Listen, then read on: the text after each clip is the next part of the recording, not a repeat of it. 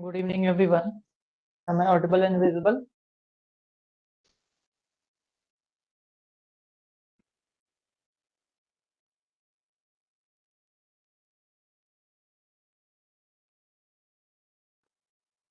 Yes, सी बताओ. Yes sir. Okay, Mokshada तुम बताओ गूगल मीट पर ऑडिबल एंड विजिबल में.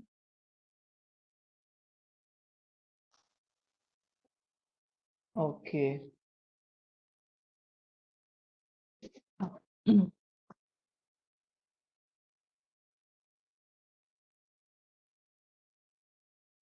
चलिए हम लोग आज क्या पढ़ने वाले हैं. कल कहाँ तक हुआ था. हम लोग आज मजिस्ट्रेट के सामने जो स्टेटमेंट और कन्फेशन रिकॉर्ड होती है वो स्टार्ट करने वाले हैं.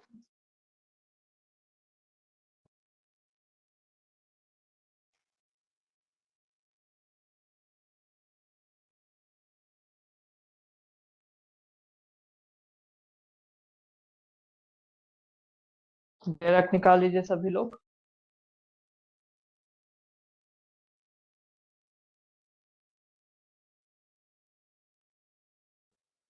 तो हम लोगों ने इन्वेस्टिगेशन पढ़ लिया. इन्वेस्टिगेशन कॉग्निजेबल ऑफेंस का, नॉन कॉग्निजेबल ऑफेंस का दोनों पढ़ लिया. नॉन कॉग्निजेबल ऑफेंस यही था कि कॉग्निजेबल ऑफेंस में जैसे होता है वैसे ही नॉन कॉग्निजेबल ऑफेंस में भी होता है.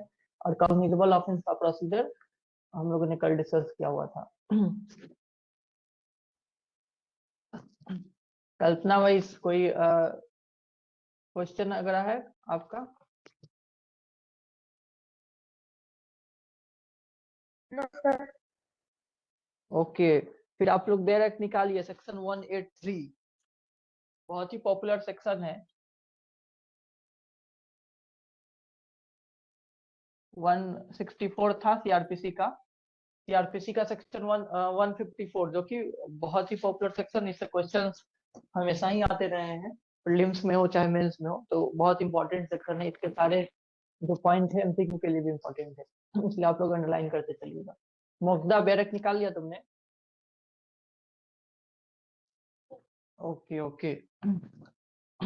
चलिए ठीक है, हम लोग स्टार्ट करते हैं सेक्शन 183 जो कि है recording of confession and statement. अब हम पढ़ेंगे कि मजिस्ट्रेट के सामने, मजिस्ट्रेट मतलब जुडिशियल मजिस्ट्रेट के सामने कन्फेशन या स्टेटमेंट रिकॉर्ड किया जाता है. कन्फेशन भी रिकॉर्ड होती है, स्टेटमेंट भी रिकॉर्ड होती है.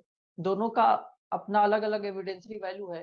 दोनों के तरीके अलग अलग है. दोनों ही बिल्कुल अलग है. कन्फेशन रिकॉर्ड का अलग प्रोसीजर है, स्टेटमेंट रिकॉर्ड का अलग प्रोसीजर है.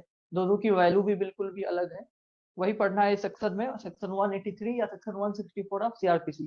तो सबसे पहले पहले कन्फेशन का हम लोग देखते हैं. Confession then statement. तो कौन रिकॉर्ड कर सकता है कन्फेशन को.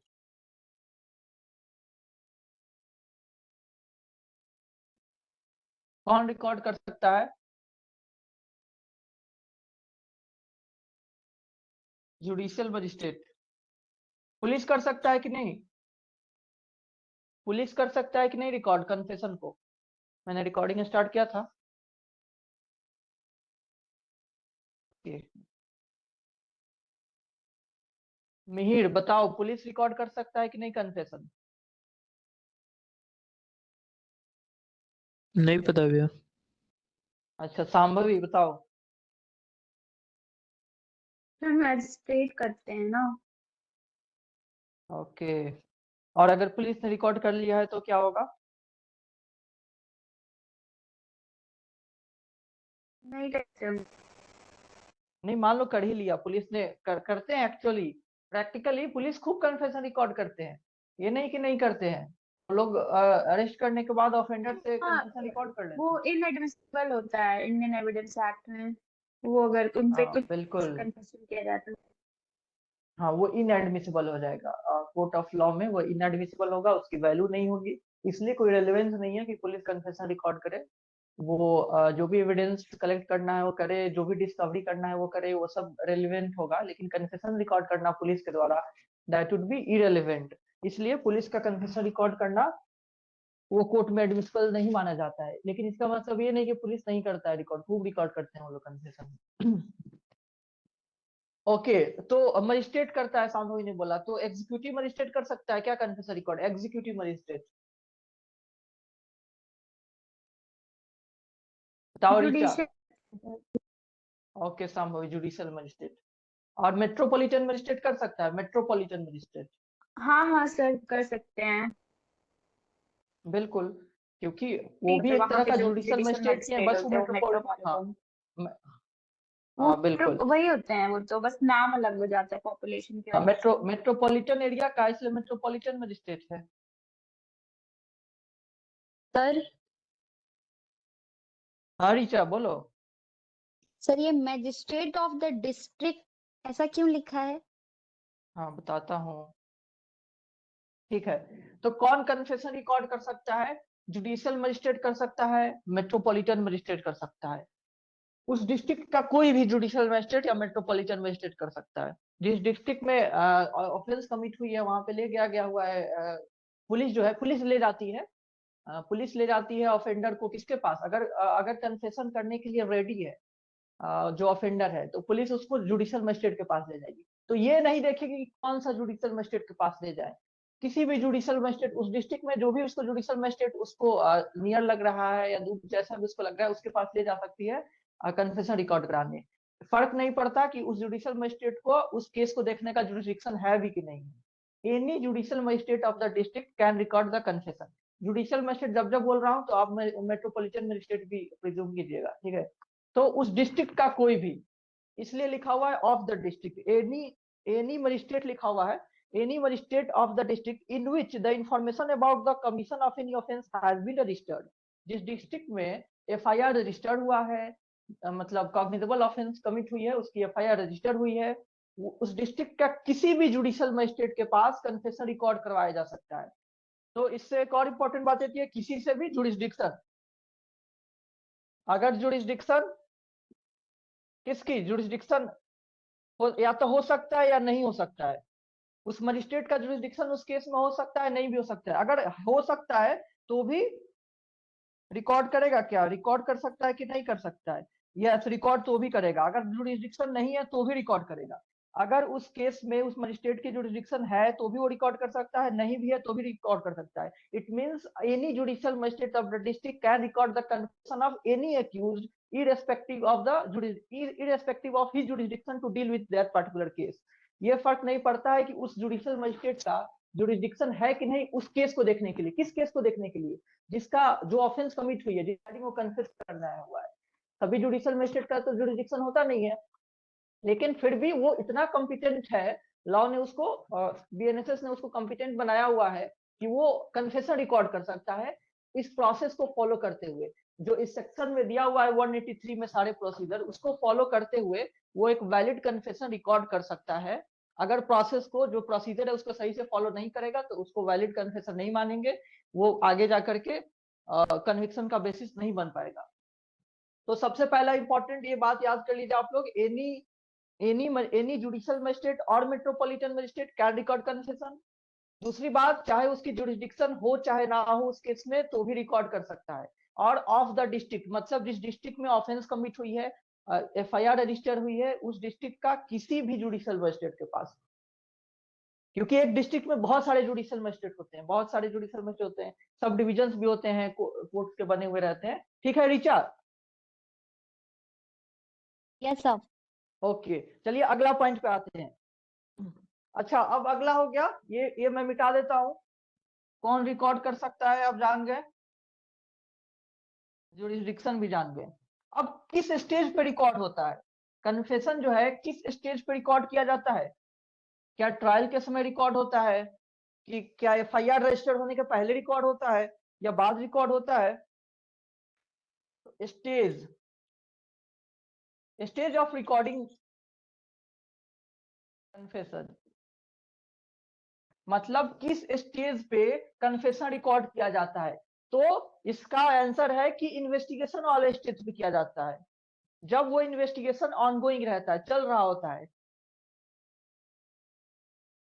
when investigation is ongoing, investigation ongoing रहता है। या अगर इन्वेस्टिगेशन रुक भी गया हुआ है तो ट्रायल इंक्वायरी शुरू होने के पहले, ये नहीं कि कोर्ट ने ट्रायल शुरू कर दिया उसके बाद नहीं, उसके पहले शुरू होना है। इस सेक्शन के अंडर की हम लोग बात कर रहे हैं। 183 में कन्फेशन किस स्टेज पे रिकॉर्ड करने की बात की गई है? अंडर सेक्शन 164 सीआरपीसी और 183 BNSS, at what stage confession is being recorded by judicial magistrate or metropolitan magistrate? At the stage of investigation, when the investigation is ongoing, जब चल रहा होता है उसी समय रिकॉर्ड करवाया जाता है, पुलिस ले जाता है, रिकॉर्ड करवा देता है जब उसको लगता है कि जो एक्यूज्ड है वो कन्फेस करने को तैयार है, या अगर इन्वेस्टिगेशन रुकी हुई है तो ट्रायल शुरू होने के पहले उसको रिकॉर्ड करवाना है, ट्रायल शुरू होने के पहले, ट्रायल शुरू होने के बाद नहीं। ठीक है, ये भी आप याद में रखेंगे। और before commencement of inquiry or trial।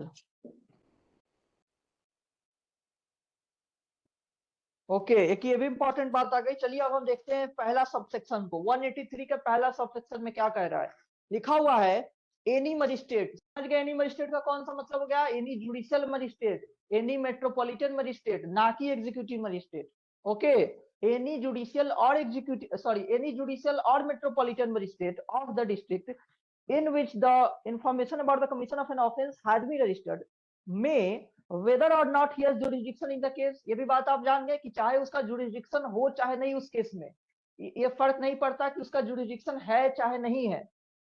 Record any confession और स्टेटमेंट, वो स्टेटमेंट या कन्फेशन को रिकॉर्ड कर सकता है। स्टेटमेंट भी रिकॉर्ड करता है, उसके बारे में आगे हम लोग डिटेल में पढ़ेंगे, अभी कन्फेशन देख रहे हैं। तो वो स्टेटमेंट या कन्फेशन रिकॉर्ड कर सकता है made to him in the course of the investigation. कब वो कर रहा है? तो in the course of investigation, मतलब जब इन्वेस्टिगेशन ऑनगोइंग है, जब इन्वेस्टिगेशन चल रहा है उसी कोर्स में। under this chapter or under any law for the time in force or at any time afterward but before the commencement of inquiry or trial। या उसके बाद भी कर सकता है लेकिन ट्रायल या इंक्वायरी के कमेंस होने के पहले, मतलब जुडिशियल प्रोसीजर स्टार्ट होने के पहले। तो मोस्टली इन्वेस्टिगेशन के समय ही रिकॉर्ड किया जाता है कन्फेशन, या अगर उसके बाद करना है तो ट्रायल स्टार्ट या इंक्वायरी स्टार्ट होने के पहले करा दिया जाता है कन्फेशन रिकॉर्ड। तो वो कन्फेशन मानी जाती है 183 के अंदर या 164 सीआरपीसी के अंदर मानी जाती थी। ये हो गया सब सेक्शन 1।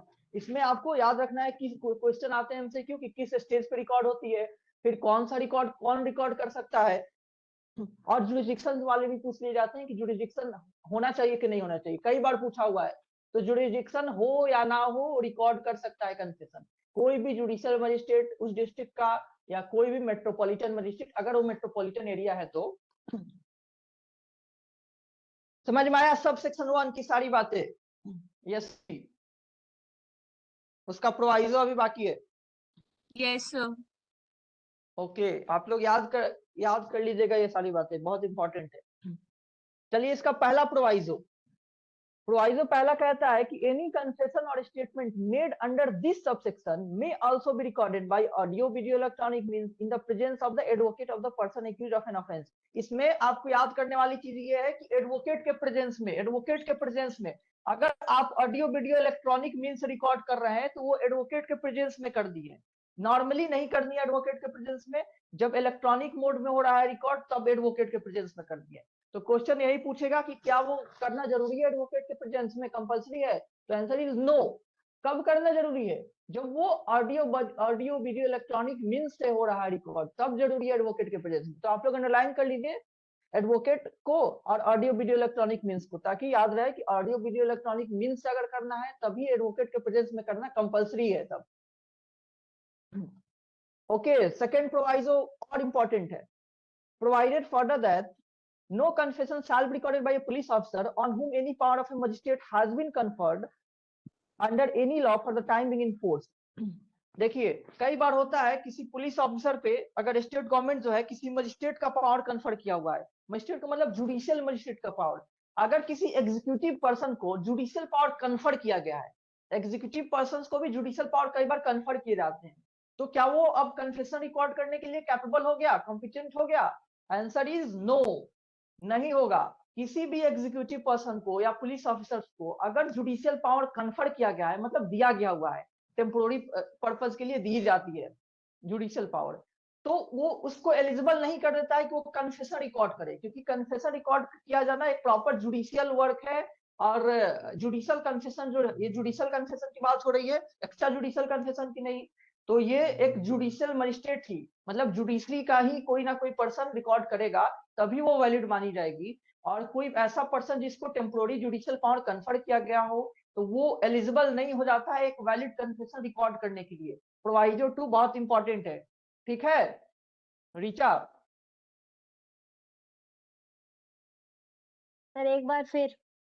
ओके, देखिए प्रोवाइजो 2 बोल रहा है कि कोई भी पर्सन, चाहे वो एग्जीक्यूटिव का हो, पुलिस का कोई ऑफिसर हो, अगर उसको जुडिशियल पावर कन्फर किया गया है किसी लॉ द्वारा, स्टेट गवर्नमेंट मान लीजिए जुडिशियल पावर कन्फर किया है कि कुछ दिन तक आप डिसीजन लेंगे, मतलब जुडिशियल नेचर का डिसीजन लेंगे। जुडिशियल पावर आप समझते हैं ऐसी डिसीजन जिसमें एडजुडिकेटिव नेचर का हो, जो पेनाल्टी किसी को दे रहा हो, जो आप सेंटेंस देने के कैपेबल हो, वो जुडिशियल नेचर का वर्क हो गया। आप on the merit of the case कुछ डिसाइड कर रहे हैं। एग्जीक्यूटिव जो वर्क होते हैं वो जुडिशियल नेचर से अलग होते हैं, उसमें जैसे किसी को लाइसेंस ग्रांट करना है, नहीं ग्रांट करना, ये सब एग्जीक्यूटिव नेचर का वर्क हो गया। उसमें हायर लेवल ऑफ जो जुडिशियल प्रिंसिपल्स हैं उसको फॉलो नहीं किया जाता है एग्जीक्यूटिव नेचर का वर्क में। लेकिन जुडिशियल जो नेचर के वर्क होते हैं उसमें जो भी वेल सेटल्ड जुडिशियल प्रिंसिपल्स हैं उनको फॉलो किया जाता है, जैसे कि नेचुरल जस्टिस का प्रिंसिपल हो गया, ठीक है।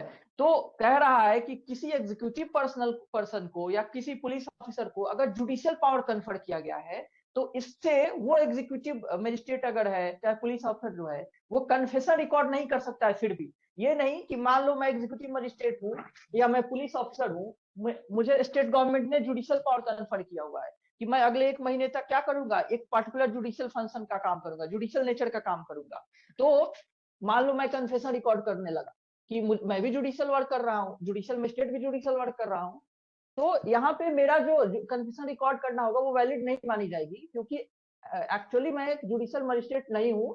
और भले ही मुझे टेम्पोररी डेलीगेट किया गया है जुडिशियल नेचर का वर्क, फिर भी ये मुझे एलिजिबल नहीं बना देता है एक वैलिड कन्फेशन रिकॉर्ड करने के लिए। वो कौन रिकॉर्ड करेगा? प्योरली एक जुडिशियल मजिस्ट्रेट रिकॉर्ड करेगा, जो जुडिशियल मजिस्ट्रेट हाईकोर्ट द्वारा अपॉइंट किया गया हुआ है एज ए जज, वही बस रिकॉर्ड कर सकता है। कोई अदर पर्सन जिसको जुडिशियल पावर मिली है वो नहीं रिकॉर्ड कर पाएगा, ठीक है ऋचा? Right sir. कल्पना समझ में आया ये वाली बात? प्रोवाइजो 2 इसकी सारी पॉइंट इंपॉर्टेंट है इस सेक्शन का। कल्पना वही, जी सर आ गया। Okay SC, yes sir, okay. तो ये सब सेक्शन 1 ओवर हो गया। सब सेक्शन 1 जिसमें हम सबसे पहले देखे स्टेज, किस स्टेज पे कन्फेशन रिकॉर्ड होती है? इन्वेस्टिगेशन के स्टेज पे, या अगर उसके बाद भी हो रही है तो ट्रायल या इंक्वायरी शुरू होने के पहले होनी चाहिए। कौन रिकॉर्ड कर सकता है? जुडिशियल मजिस्ट्रेट कर सकता है, उस डिस्ट्रिक्ट का कोई भी जुडिशियल मजिस्ट्रेट जहां ऑफेंस कमिट हुई है, जहां रजिस्टर हुई है इन्फॉर्मेशन उसकी, या मेट्रोपॉलिटन मजिस्ट्रेट भी अगर मेट्रोपॉलिटन एरिया है तो। कब कर उस मजिस्ट्रेट का जुरिडिक्शन होना जरूरी है कि नहीं? तो नहीं जरूरी है, हो भी सकता है, नहीं भी हो सकता है, उससे फर्क नहीं पड़ेगा कि उसका जुरिडिक्शन है कि नहीं है। और पहला प्रोवाइजो जो है वो बोल रहा था कि अगर ऑडियो वीडियो इलेक्ट्रॉनिक मीन से रिकॉर्ड की जा रही है तो एडवोकेट के प्रेजेंस में की जाएगी उस एक्यूज का। या दूसरा प्रोवाइजो कह रहा है कि अगर कोई पुलिस ऑफिसर या किसी भी एग्जीक्यूटिव पर्सन को जुडिशियल पावर कन्फर की गई है तो वो कन्फेशन रिकॉर्ड करने के लिए एलिजिबल नहीं होता है। चलिए सब सेक्शन 2 जो है वो बात करता है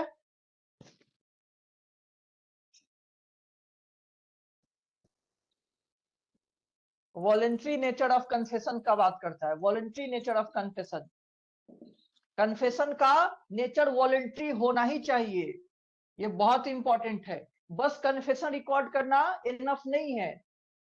merely recording confession in any way is not sufficient for making it as substantive evidence. It is important that the confession must be of voluntary nature. उसका voluntary nature होना ही चाहिए, तभी वो एक substantive evidence मानी जाएगी और तभी उसके बेसिस पे किसी का कन्विक्शन हो सकता है। तो यही voluntary nature of confession की बात करता है सब सेक्शन 2।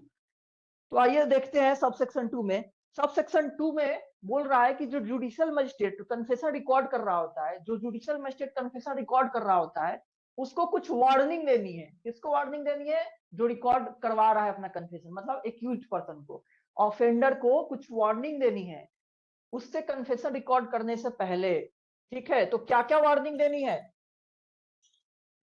पहले बोलेगा कि वो बाउंड नहीं है, नॉट बाउंड टू कन्फेस।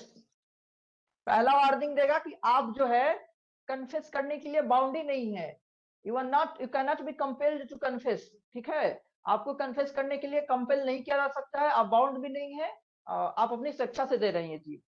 दूसरा कि अगर आप कन्फेस कर लेंगे, मतलब इफ रिकॉर्ड हो गया आपका confession, then it may be used against you, it may be used against you as an evidence.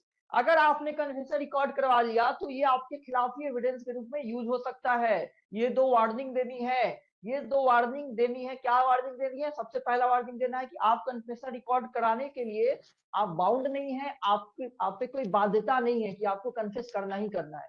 दूसरी चीज क्या वार्निंग देनी है कि आप अगर कन्फेस कर लेते हैं तो ये आप ही के खिलाफ यूज होगा एज एन एविडेंस।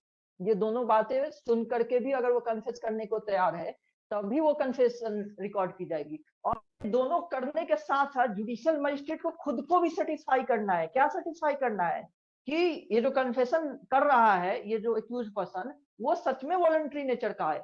तो अपना माइंड का जुडिशियल माइंड अप्लाई करेगा जुडिशियल मजिस्ट्रेट, और खुद को वो एक तरह से सेटिस्फाई करेगा कि yes this particular offender is recording his confession voluntarily, वो स्वेच्छा से अपना कन्फेशन रिकॉर्ड करा रहा है। ये लगना भी चाहिए जुडिशियल मजिस्ट्रेट को। अगर ये करते हुए भी, अगर वो ये बताने के बाद भी अगर वो तैयार है देने के लिए, ये दोनों वार्निंग देने के बाद भी ऑफेंडर जो है वो तैयार है कन्फेस करने के लिए, बट जुडिशियल मजिस्ट्रेट को लग रहा है कि नहीं, लेना आज सही नहीं है और ये वॉलंटरली लग नहीं रहा है, कोई ना किसी चीज का इन्फ्लुएंस लग रहा है, तो वो नहीं रिकॉर्ड कर सकता है।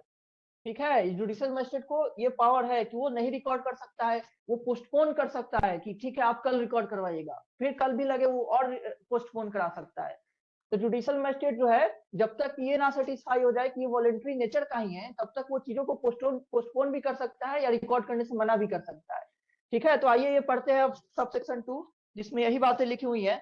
लिखा हुआ है the magistrate shall means compulsory है ये करना। ठीक है, the magistrate shall, before recording any such confession, explain to the person making it that he is not bound to make a confession.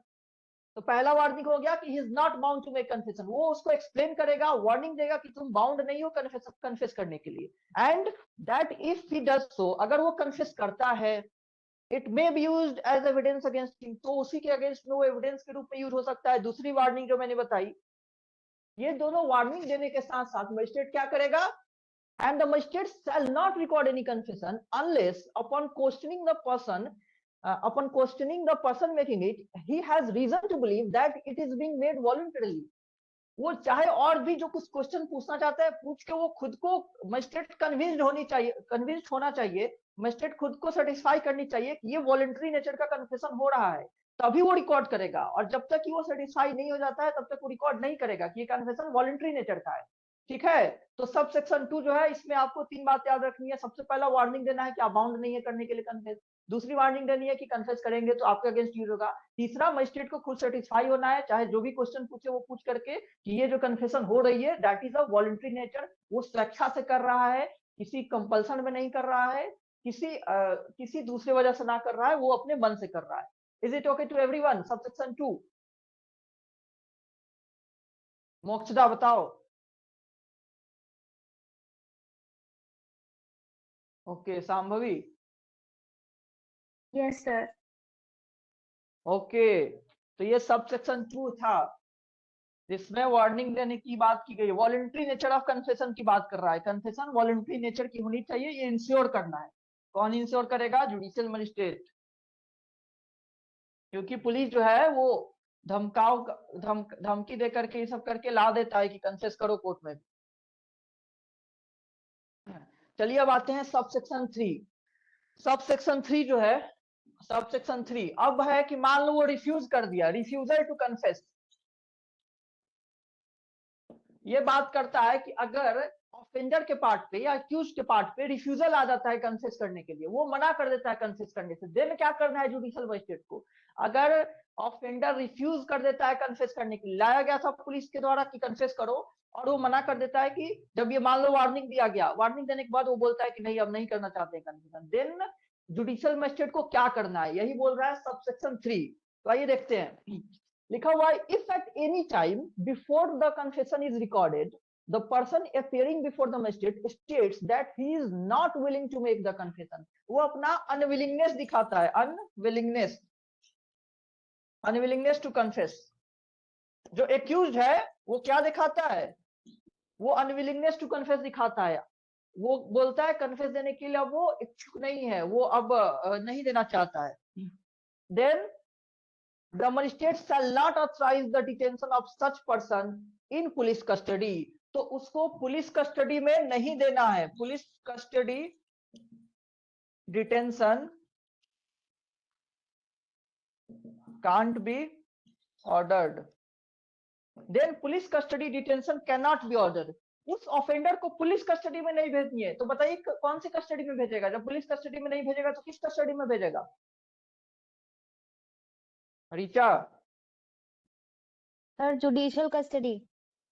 बिल्कुल जुडिशियल कस्टडी में भेजेगा, ठीक है। जुडिशियल कस्टडी जो जेल होती है, पुलिस कस्टडी में, पुलिस के कस्टडी में जब रखी जाती है उसमें पुलिस जो है वो इन्वेस्टिगेशन करने के लिए दी जाती है पुलिस कस्टडी। लेकिन इससे क्या पता चलता है कि आपने, पुलिस ने तैयार करके लाया था कन्फेस करने वाला है और वो मना कर दिया, इससे लग रहा है कि वो पुलिस हो सकता है उसे मिसट्रीट कर रहा हो, जबरदस्ती कर रहा हो और वो कन्फेस करने के लिए तैयार कर दिया हुआ था और जुडिशियल मजिस्ट्रेट के सामने आने के बाद वो मना कर रहा है, तो टैक्स वाई वापस पुलिस कस्टडी में नहीं भेजी जाती है कि फिर उसके साथ किसी तरह का इल बिहेवियर ना किया जाए, इसलिए उसको जुडिशियल कस्टडी में भेजने का प्रोविजन बनाया गया हुआ है कि अगर एक बार जुडिशियल मजिस्ट्रेट के पास आने के बाद जो ऑफेंडर है वो कन्फेस करने से मना कर देता है, आया था कन्फेस करने के लिए बट वो कन्फेस करने से मना कर देता है, तो जुडिशियल मजिस्ट्रेट उसको वापस पुलिस कस्टडी में नहीं भेजेगा, उसको जुडिशियल कस्टडी में भेजेगा, ठीक है। तो ये भी इंपॉर्टेंट हो गया, इस पर भी पूछी जाती है कि अगर मना कर देता है तो उसको किस कस्टडी में भेजी जाएगी, जुडिशियल कस्टडी में,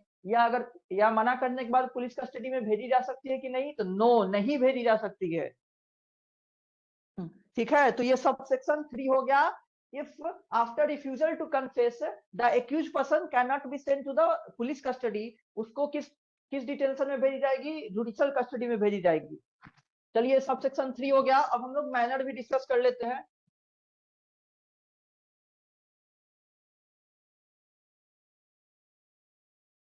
सब सेक्शन 4 जो है वो मैनर ऑफ रिकॉर्डिंग कन्फेशन की बात कर रहा है। मैनर ऑफ रिकॉर्डिंग कन्फेशन मतलब कन्फेशन किस मैनर में रिकॉर्ड किया जाता है, कन्फेशन जो है वो किस मैनर में रिकॉर्ड किया जाता है, कैसे रिकॉर्ड करना है, उसका क्या परफॉर्मा होगा, ये सब डिस्कस कर रहा है manner of recording confession. Sub section 4 बहुत आसान है, ये भी पढ़िए। देखिए लिखा हुआ है any such confession shall be recorded in the manner provided in section 316 for recording the examination of an accused। कैसे होगा, किस मैनर में होगा,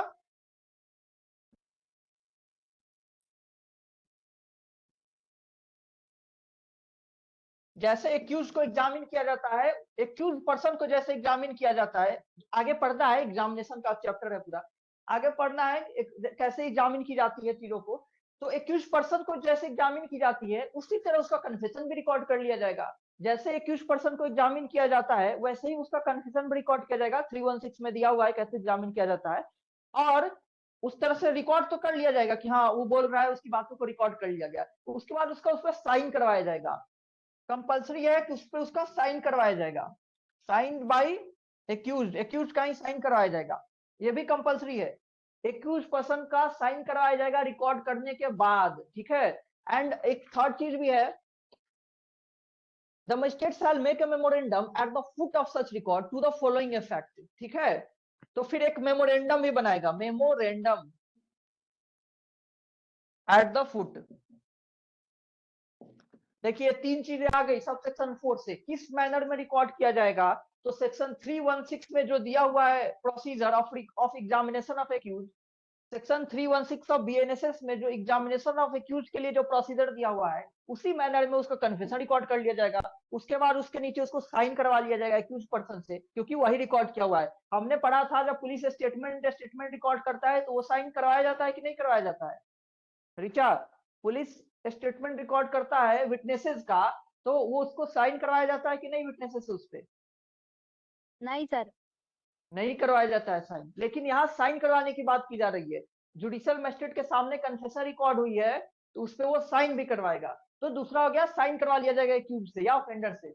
उसके बाद उसी के फुट पे मतलब नीचे एक मेमोरेंडम बनाएगा कौन? जुडिशियल मजिस्ट्रेट, जो कि लिखा हुआ है इसमें बेयर एक्ट में, उसी चीज को लिखेगा। ठीक है, मेमोरेंडम एट द फुट मतलब नीचे, फुट मतलब नीचे, मेमोरेंडम बनाएगा टू द फॉलोइंग इफेक्ट, जो लिखा हुआ है वो।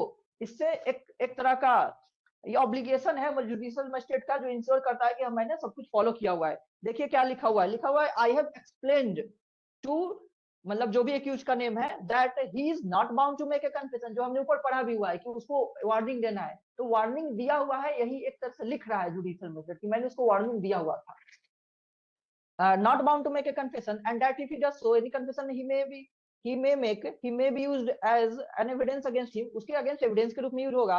And I believe that this confession was voluntary. देखिए मैंने बताया हुआ था तीसरा पॉइंट कि उसको खुद को सेटिस्फाई करना है, खुद को उसको विश्वास दिलाना है कि ये कन्फेशन वॉलंटरी नेचर का है। तो ये भी बात भी लिखी हुई है, दोनों वार्निंग भी लिखा हुआ है कि मैंने उसको दोनों वार्निंग भी दिया एंड मुझे लगता है कि ये कन्फेशन वॉलंटरी नेचर का है, तभी मैं ये रिकॉर्ड कर रहा हूँ। ये भी लिखा हुआ है। And I believe that this confession was voluntary. ठीक है, it was taken in my presence and hearing and was read over to the person making it. देखिए ये भी इंपॉर्टेंट हो गया, रीड ओवर, इसको अंडरलाइन कर लीजिए क्योंकि ये नई बात यहाँ पे लिखी हुई है। ठीक है, अंडरलाइन कर लीजिए, read over to the person making it and was read over to the person making it। इसको पढ़ के सुनाया गया था वापस, किसको? एक्यूज्ड पर्सन को सुनाया गया था वापस। ये बात ऊपर नहीं लिखी हुई थी, यहाँ आई है। ठीक है, it was taken in my presence and hearing and was read over to the person making it and admitted by him to be correct. और उसने उसको माना भी कि हाँ सही है, जो उसने बोला हुआ था वही चीज लिखी हुई है उसमें। And it contains a full name and true account of the statement made by him. उसके बाद देखिए साइन लिखा हुआ है, राइट साइड में साइन लिखा हुआ है मजिस्ट्रेट का, मजिस्ट्रेट अपना उस पर साइन करेगा। इससे क्या है, इससे एक ऑथेंटिसिटी मिल रही है कि मजिस्ट्रेट ने, जुडिशियल मजिस्ट्रेट ने सारे प्रोसीजर को अबाइड बाई किया हुआ है। जुडिशियल मजिस्ट्रेट ने सारे प्रोसीजर को अबाइड बाई किया हुआ है और ये एक्स्ट्रा फिर से लिखने को बोला गया हुआ है ताकि कोई चीज मिस ना हुआ जुडिशियल मजिस्ट्रेट के द्वारा, वो खुद से लिख करके उसको इंश्योर करना है, इसलिए ये बनाया गया है। कन्फेशन रिकॉर्ड करने के बाद उससे साइन करवाना है, उसका मेमोरेंडम ये जो लिखा हुआ है वो लिखना है नीचे एट द फुट पे। उसको पढ़ के सुनाना भी था, जो कि पढ़ के सुनाया गया था एक्यूज पर्सन को, और वो एक्यूज पर्सन ने कंफर्म किया था कि हाँ जो मैंने बोला हुआ है वही सारी बातें। ऐसा तो नहीं कि कुछ बोला और कुछ लिख लिया गया, उसको दूसरे शब्दों में लिख लिया गया या कुछ ज्यादा लिख लिया गया, वो कम बोला था। दैट्स वाई उसको पढ़ के सुनाना है ताकि वो कंफर्म करे कि जैसा उसने बोला वैसा ही उसमें लिखा गया हुआ है। ठीक है, तो ये मैनर ऑफ रिकॉर्डिंग कन्फेशन है।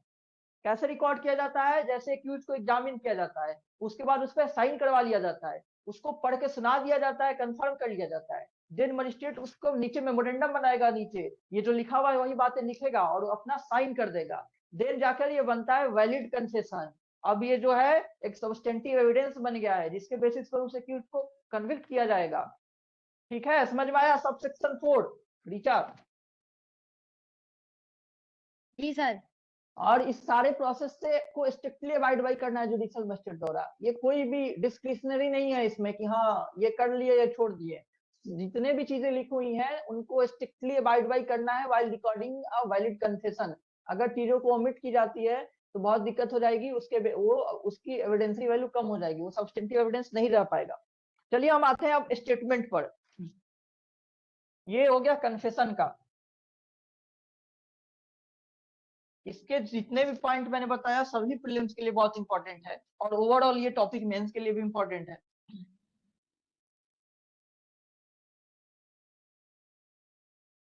अब sub section 5 recording of statement. अभी कन्फेशन की बात हो रही थी। स्टेटमेंट्स बहुत सारे हो सकते हैं ना, सारे स्टेटमेंट्स कन्फेशन वाले थोड़ी होते हैं। तो नॉन कन्फेशनल स्टेटमेंट की बात हो रही है यहाँ। Statement means non confessional statement, और कन्फेशनल स्टेटमेंट की बातें अभी तक हो रही थी। ओके, तो कन्फेशनल स्टेटमेंट के लिए वो सारे प्रोसीजर थे जो कि बहुत ज्यादा स्ट्रिक्टली फॉलो करने हैं। ये नॉन कन्फेशनल स्टेटमेंट की बात हो रही है, वैसा स्टेटमेंट जो कन्फेशनल नेचर का नहीं है। ठीक है, sub section 5 recording of statement. चलिए आइए देखते हैं। देखिए लिखा हुआ है एनी स्टेटमेंट अदर देन ए कन्फेशन, जो कि मैंने बोल दिया कि नॉन कन्फेशनल स्टेटमेंट की बात हो रही है। लिख भी देता हूं, नॉन कन्फेशनल स्टेटमेंट। इस स्टेटमेंट का यही मतलब है, non confessional statement made under subsection 1। Subsection 1 में जो था वो दोनों बातें लिखी हुई थी कि हाँ स्टेटमेंट कन्फेशन दोनों रिकॉर्ड कर सकता है। कौन? जुडिशियल मजिस्ट्रेट रिकॉर्ड कर सकता है, डिस्ट्रिक्ट का कोई भी judicial magistrate. Shall be recorded in such manner hereinafter provided for recording of evidence. देखिए किस मैनर में रिकॉर्ड किया जाएगा? जैसा कि एविडेंस रिकॉर्ड किया जाता है। किस मैनर में रिकॉर्ड किया जाएगा?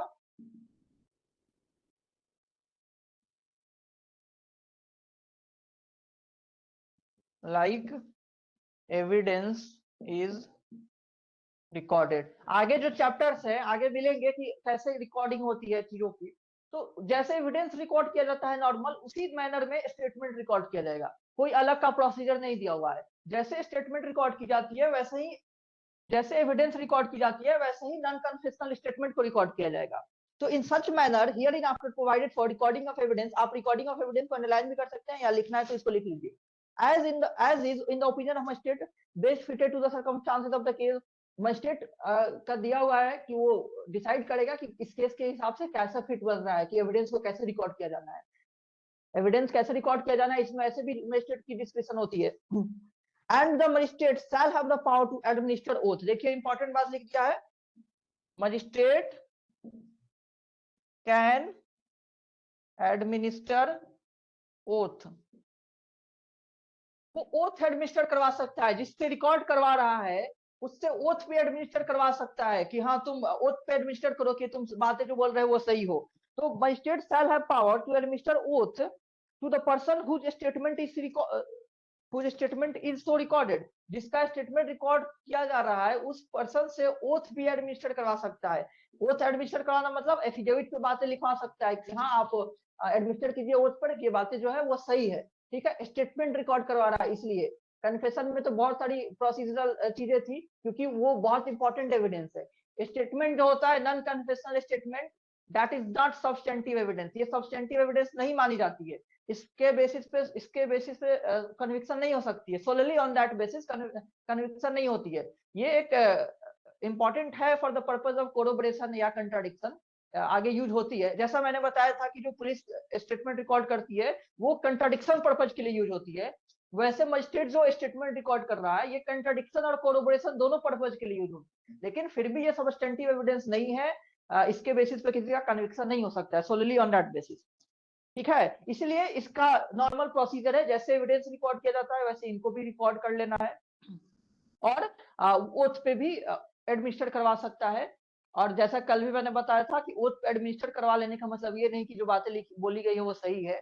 कोई पर्सन ओथ पे एडमिनिस्टर कर लेता है और सही गलत करवाने का पर्पज यही है कि आगे चल के पता चले कि अगर गलत था वो तो उसकी लायबिलिटी और डिटरमिन की जाए, उसके लिए उसको अलग से सजा होगी क्योंकि उसने गलत ओथ लिया हुआ था मजिस्ट्रेट के सामने।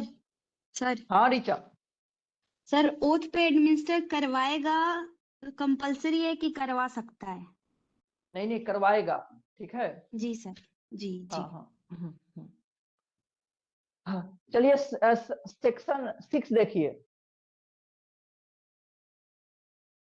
सब सेक्शन 6 देखिए। ये सेक्सुअल ऑफेंस रिलेट कर रहा है, सेक्सुअल ऑफेंस रिलेट कर रहा है, वीमेन रिलेटेड जो सेक्सुअल ऑफेंसेस होते हैं उसके रिगार्डिंग है ये। लिखा हुआ है इन केसेस पनिशेबल अंडर सेक्शन 64 65। ये सारे प्रोविजंस वही सेक्सुअल ऑफेंस से रिलेटेड है। हम लोग आगे देखते हैं कॉमा के बाद, the magistrate shall record the statement of the victim of the person against whom such offenses has been committed in the manner specified in subsection 5 as soon as the commission of the offense is brought to the notice of the police। देखिए ये जो है women का जो statement record किया जाना है वो कैसे किया जाएगा। वीमेन का अगर स्टेटमेंट रिकॉर्ड किया जाना है, कौन सी वीमेन? जो कि विक्टिम है सेक्सुअल ऑफेंसेस का। कोई वीमेन जो सेक्सुअल ऑफेंस की विक्टिम है उसका स्टेटमेंट रिकॉर्ड किया जाना है, उसी से रिगार्डिंग है सब सेक्शन 6। तो ये बोल रहा है कि अगर इनका स्टेटमेंट रिकॉर्ड किया जाना है तो वो रिकॉर्ड किया जाएगा। Shall record magistrate shall record the statement of the victim against whom such offence, मतलब अगेंस्ट द विक्टिम, विक्टिम का कह रहा है उसी के अगेंस्ट तो क्राइम होती है। In the manner specified in subsection 5, जैसे सबसेक्शन 5 में दिया हुआ है वैसे ही। तो क्या दिया हुआ है सबसेक्शन 5 में? यही कि जैसे कि एविडेंस रिकॉर्ड की जाती है वैसे रिकॉर्ड करनी है, जैसे एविडेंस रिकॉर्ड की जाती है वैसे ही रिकॉर्ड करनी है। as soon as the commission of the offense is brought to the notice of the police, देखिए इसमें यही इंपॉर्टेंट है, as soon as के बाद वाला, मतलब उसमें देरी नहीं करनी है। जैसे ही पुलिस के नॉलेज में आती है कि ऑफेंस कमिट हुई है, तो उस विक्टिम को स्टेटमेंट रिकॉर्ड कराने के लिए वो जुडिशियल मजिस्ट्रेट के पास ले जाता है।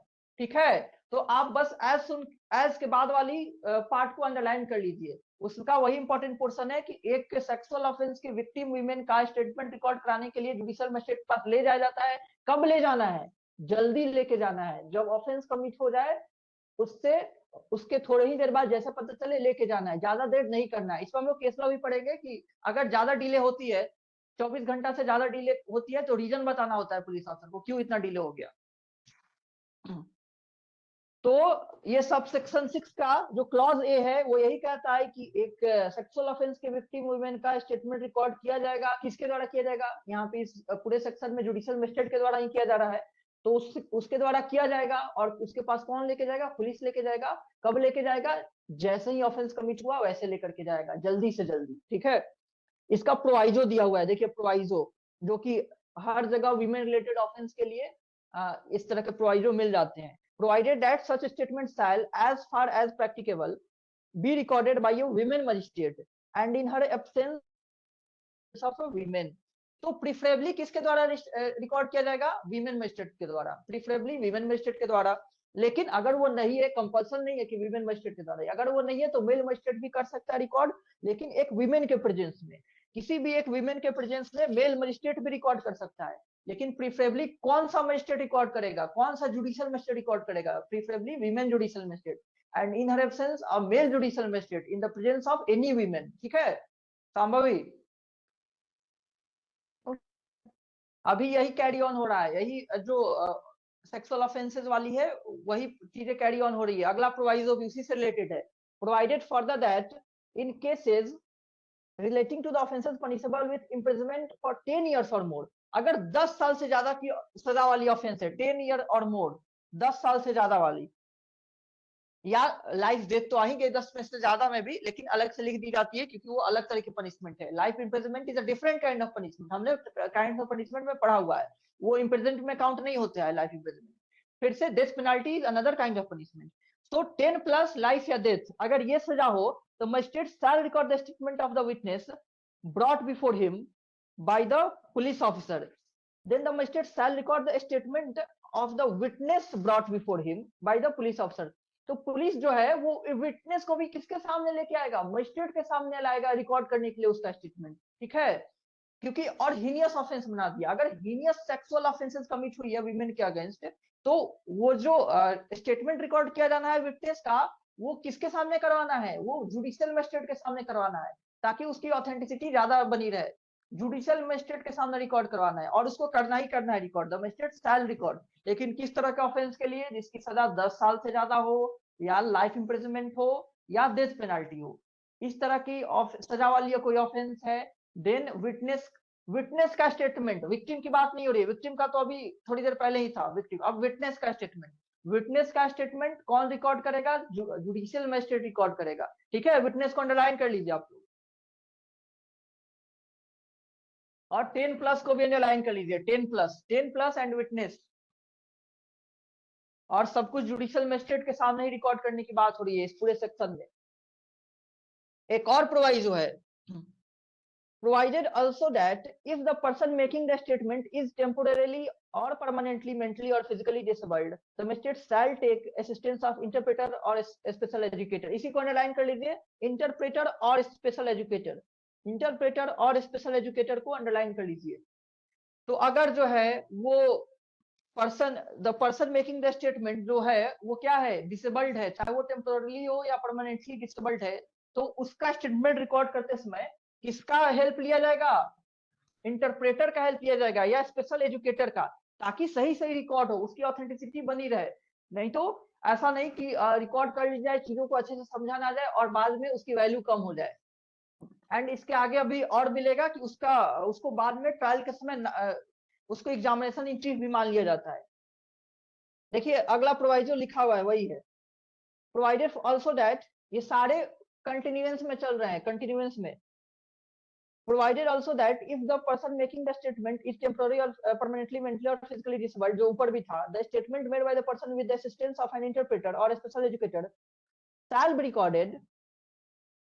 recorded through audio video electronic means preferably by mobile phone. देखिए ये ऑडियो वीडियो इलेक्ट्रॉनिक मीन से रिकॉर्ड किया जाएगा और वो भी प्रिफरेबली मोबाइल फोन से रिकॉर्ड किया जाएगा। ठीक है, प्रिफरेबली मोबाइल फोन लिखा हुआ है, मतलब उसको रिकॉर्ड भी किया जाएगा, उसकी वीडियोग्राफी भी की जाएगी और मोबाइल फोन से ही कर ली जाएगी।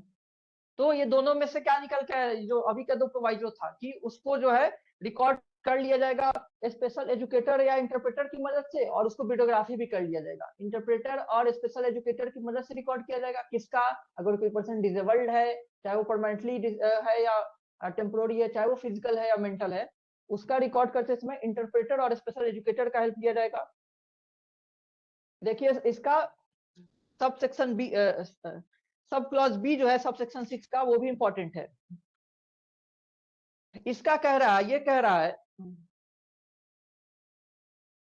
देखिए मान लीजिए किसी डिसेबल्ड पर्सन का स्टेटमेंट रिकॉर्ड कर लिया गया हुआ है, अब उसको बार बार बुलाया जाना वो सही नहीं लगता है, क्योंकि बार बार बुलाया जाना उसको तो परेशानी कॉज किया ही जाएगा। दूसरी चीज किसको परेशानी कॉज किया जा रहा है? एक्स्ट्रा खर्च लगेगा, क्योंकि हर बार स्पेशल एजुकेटर को बुलाना होगा या इंटरप्रेटर को बुलाना पड़ेगा, क्योंकि वो प्रोविजन है कि अगर कोई डिसेबल्ड पर्सन है उसका स्टेटमेंट रिकॉर्ड करना है तो क्या करना है, आपको स्पेशल एजुकेटर को बुलाना है या इंटरप्रेटर को बुलाना है, ताकि सही सही चीजों को नोट डाउन किया जाए। इसलिए ये प्रोविजन बनाई गई है कि अगर उनका स्टेटमेंट जो मजिस्ट्रेट के सामने रिकॉर्ड कर लिया गया है, जुडिशियल मजिस्ट्रेट के सामने, जब ट्रायल स्टार्ट होगा तो उसी स्टेटमेंट को एग्जामिनेशन इन चीफ भी मान लिया जाएगा।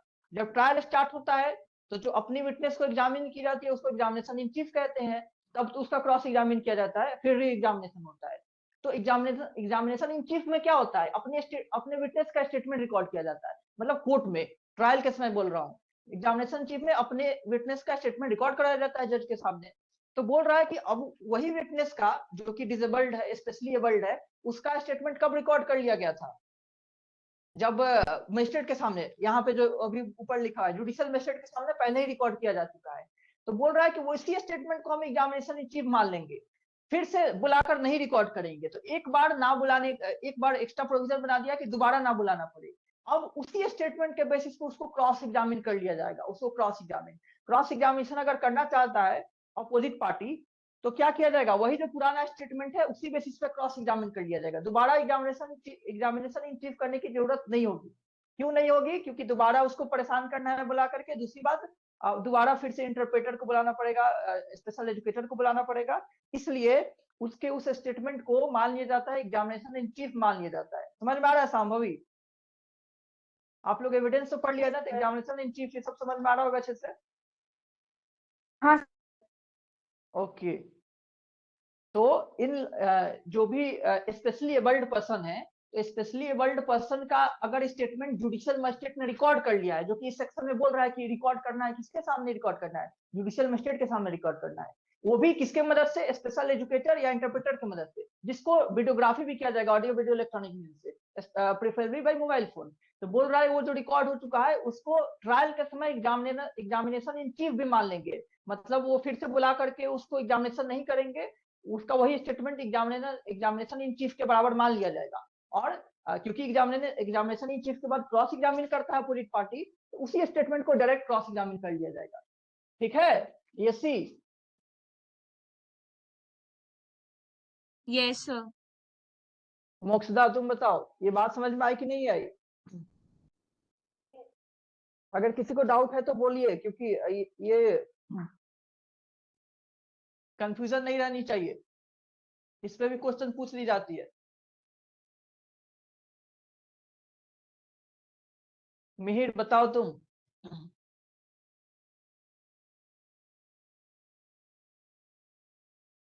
हाँ भैया समझ में। ओके ओके ओके, ठीक, आइए एक बार रेड करते हैं इस प्रोविजन को। सब क्लॉज बी देखिए, statement recorded under clause A of a person, clause A में जो स्टेटमेंट रिकॉर्ड हुआ है जो ऊपर अभी था, हु इज टेम्पोररी और परमानेंटली मेंटली और फिजिकली डिसेबल्ड, जो कि स्पेशली एबल्ड पर्सन का है, shall be recorded, shall be considered a statement in lieu of examination in chief, वो एग्जामिनेशन इन चीफ के बदले में उस स्टेटमेंट को मान लिया जाएगा, as specified in 142 of BSA such that the maker of the statement can be cross examined। अब उसी के बेसिस पे जो स्टेटमेंट मेकर है, मतलब जो विटनेस है, उसको क्रॉस एग्जामिन कर लिया जाएगा on such a statement without the need for recording the same at the time of the trial। मतलब ट्रायल में फिर दोबारा नहीं एग्जामिनेशन इन चीफ किया जाएगा, दोबारा एग्जामिनेशन इन चीफ नहीं किया जाएगा, उसी स्टेटमेंट को एग्जामिनेशन इन चीफ मान करके क्रॉस एग्जामिन करने लगा जाएगा। ठीक है ऋचा? जी सर। ओके, आइए अब सब सेक्शन 7 पे आते हैं। सब सेक्शन 7 जो कि लास्ट सब सेक्शन है, लिखा हुआ है the magistrate recording a confession statement under this section shall forward it to the magistrate by whom the case is to be inquired or tried। जैसा कि हमने पहले ही सब सेक्शन में पढ़ा हुआ है कि any magistrate can record statement और कन्फेशन, कोई भी मजिस्ट्रेट, चाहे उसकी जुरिसडिक्शन हो चाहे ना हो, तो जो रिकॉर्ड कर लिया है उसके बाद वो किसको भेज देगा? किसको भेज देगा? वो जिस मजिस्ट्रेट का जुरिसडिक्शन है इंक्वायरी या ट्रायल करने का, इसलिए लिखा हुआ है सेल्फ फॉरवर्ड इट, इसको फॉरवर्ड कर देगा उस जुडिशियल मजिस्ट्रेट को। मजिस्ट्रेट लिखा हुआ है मतलब उस जुडिशियल मजिस्ट्रेट को by whom the case is to be inquired और ट्राइड, जिसके द्वारा केस को इंक्वायरी या ट्राई किया जाना है उसको भेज देगा, क्योंकि अल्टीमेटली ट्रायल उसी को करना है या इंक्वायरी उसी को करना है, जिस जुडिशियल मजिस्ट्रेट को उसको भेज देगा।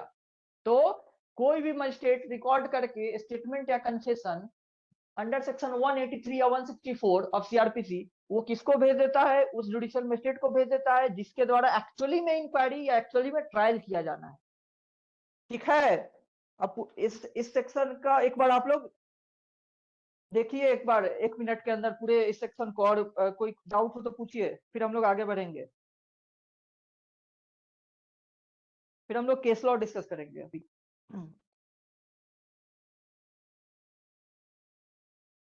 मोक्सदा बेयर एक्ट देखो,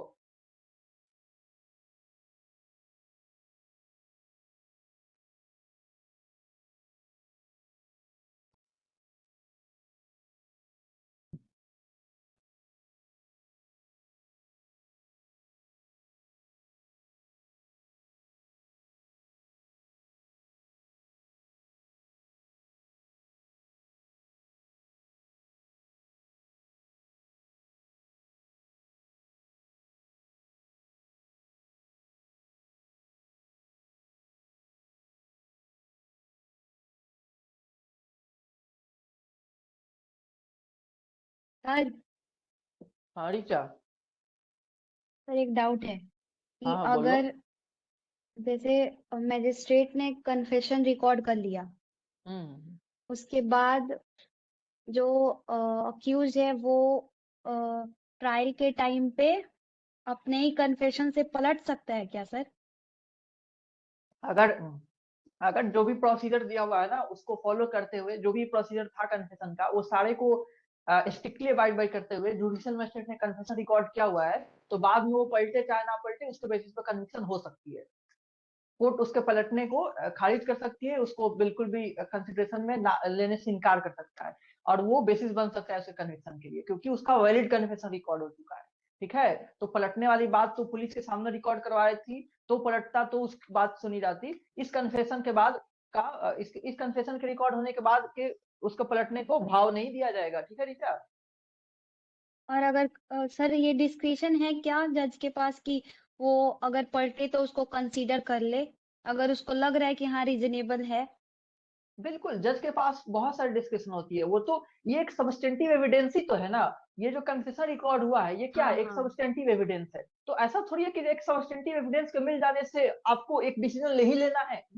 आपको आपके पास कंट्रेरी चीजें मिल गई हैं। एक मी बीइंग एन एक्यूज्ड, मान लो मैंने सजा नहीं दिया हुआ है और ये सारी चीजें मुझे पता होते हुए मैंने कन्फेस कर लिया, बट बाद में जो जिस जज के पास ट्रायल चल रहा है उसके पास मैं पलट रहा हूँ, जुडिशियल कन्फेशन देने के बाद मैं पलट रहा हूँ, और ऐसी चीजें जज के सामने आ गई हुई है जिससे पता चल रहा है कि सच में मैंने नहीं किया हुआ है, और कंट्रेरी एविडेंसेस भी मैं ला कर देता हूँ, डेफिनेटली जज विल नॉट कन्विक्ट मी, और वो इसको सेटिस्फाइड भी कर सकता है। इस कन्फेशन को कंसीडर ना करते हुए वो अपना जजमेंट देगा, जो कि अलग होगा बिल्कुल। ठीक है? तो डेफिनेटली जज has discretion to decide anything. ये एक सबस्टेंटिव एविडेंस है जो जिसके बेसिस पे कन्विक्शन भी हो सकती है, लेकिन एक सबस्टेंटिव एविडेंस होने का ये मतलब नहीं कि वो जो चीज कह रहा है उस चीज को कंक्लूसिवली डिसाइड कर ही लिया जाए। ठीक है ऋचा? Right sir, right. हाँ, डेफिनेटली जज कैन डिफर। और कोई?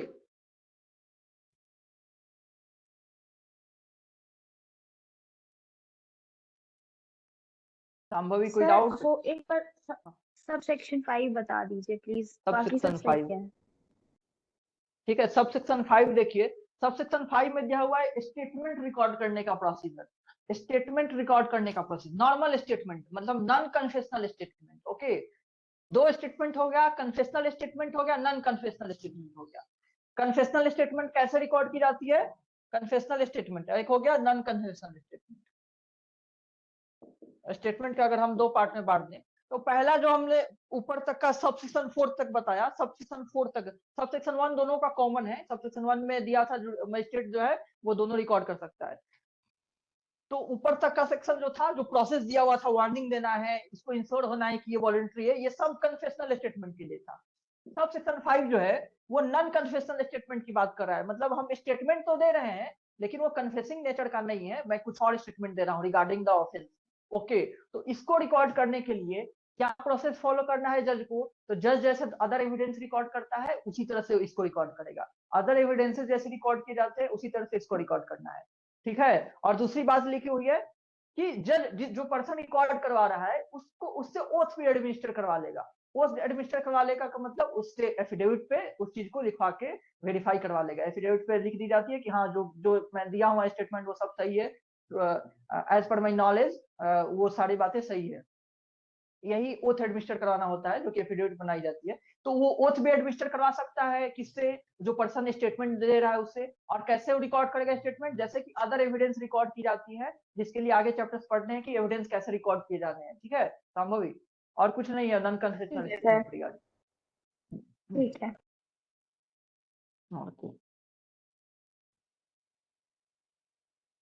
और कोई डाउट किसी को?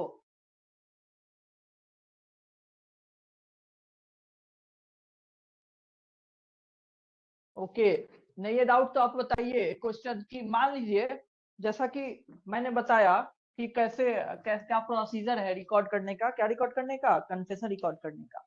तो मान लीजिए कि कोई पर्सन है, कोई एक्यूज पर्सन है, वो कोर्ट चला जाए, अचानक से कोर्ट चला जाए, जुडिशियल मजिस्ट्रेट के पास चला जाए और बोले कि मैं कन्फेस करना चाहता हूँ। मैं ही चला जाऊँ कोर्ट और मैं बोलूँ कि मैं कन्फेस करना चाहता हूँ, मैं अरेस्टेड नहीं हूँ, पुलिस कस्टडी में भी नहीं हूँ, मेरे खिलाफ कोई इन्वेस्टिगेशन नहीं चल रहा है, और मैं चला जाऊँ कोर्ट में कि मैंने एक क्राइम किया हुआ है जिसको मैं कन्फेस करना चाहता हूँ इस पर्टिकुलर सेक्शन के अंडर में।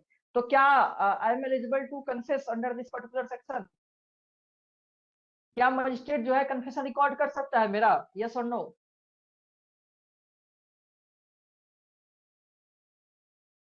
क्या लगता है? एक प्रॉब्लम बेस्ड क्वेश्चन मैंने पूछा, इसके जवाब दीजिए। रीचा बताओ।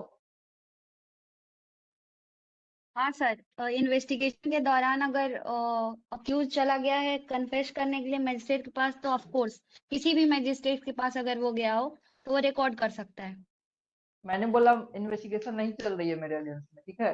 मान लो मेरे अगेंस्ट इन्वेस्टिगेशन नहीं चल रहा है, फिर भी मैं कोर्ट चला जाऊं और बताऊं कि मैंने ये जुर्म किया हुआ है जिसको मैं कन्फेस करना चाहता हूं, आप रिकॉर्ड कर लीजिए। तो क्या मजिस्ट्रेट जो है अंडर सेक्शन 183 मेरा कन्फेशन रिकॉर्ड कर सकता है? if I have not been brought to the court by the police officers and no investigation is underway?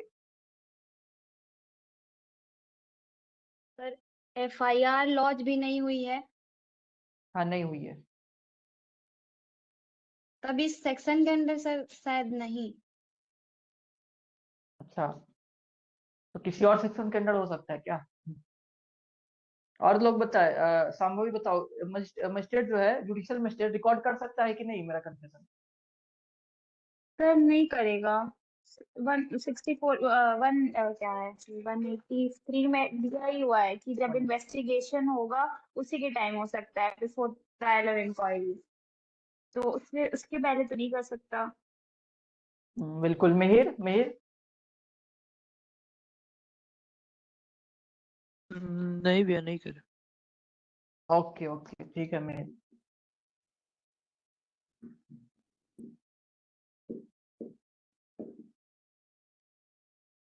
देखिए केस है Mahavir Singh versus state of Haryana. इस केस में सुप्रीम कोर्ट ने कहा था कि जो कोई पर्सन अगर स्वेच्छा से ऐसे ही चला जाए कोर्ट मजिस्ट्रेट के सामने और अपनी कन्फेशन रिकॉर्ड करवाने के लिए, तो मजिस्ट्रेट उसका कन्फेशन नहीं रिकॉर्ड कर सकता है, क्योंकि ये जरूरी है कन्फेशन रिकॉर्ड करने के लिए कि उसके अगेंस्ट कोई इन्वेस्टिगेशन पेंडिंग हो, उसके अगेंस्ट कोई इन्वेस्टिगेशन पेंडिंग हो, और मतलब किसी ना किसी ऑफेंस जिसके अगेंस्ट कोई इन्वेस्टिगेशन चल रही है उसी कंटेक्स्ट में कन्फेशन रिकॉर्ड करने की बात की गई है अंडर सेक्शन 183 में। ठीक है, ये नहीं कि ऐसे रैंडमली कोई पहुंच गया और वो किसी चीज के बारे में कन्फेस करने लगा है, वो कन्फेशन नहीं रिकॉर्ड की जाएगी। अगर कोई ऐसा करे तो क्या करना है जुडिशियल मजिस्ट्रेट को, वो पुलिस को बुलाया के पुलिस को बुलाएगा और उसको रिफर करेगा कि हाँ किस ऑफेंस के रिगार्डिंग ये चीजें चल रही है, उसका इन्वेस्टिगेशन हो सकता है, ऑर्डर कर दे, वॉटेवर करेगा। तो इस चीज को पुलिस को इन्फॉर्म करना है ताकि उस चीज पे इन्वेस्टिगेशन किया जाए। बिना जाने सुने कि कोई इन्वेस्टिगेशन है भी कि नहीं, कोई ऑफेंस हुई भी कि नहीं है, ये कन्फेशन नहीं रिकॉर्ड करेगा। कन्फेशन रिकॉर्ड होने के लिए जरूरी है कि इन्वेस्टिगेशन के किसी कंटेक्स्ट में हो, वो इन्वेस्टिगेशन जो कि चल रही है। ठीक है, तो आंसर इज नो, नहीं रिकॉर्ड करेगा कन्फेशन। ठीक है, चलिए अब बताइए, ये Mahavir Singh versus state of Haryana. अगर किसी, जैसा कि मैंने बताया था, रेप विक्टिम का स्टेटमेंट रिकॉर्ड किया जाना है, रेप विक्टिम का स्टेटमेंट भी रिकॉर्ड करने की बात थी इसी सेक्शन में, स्टेटमेंट।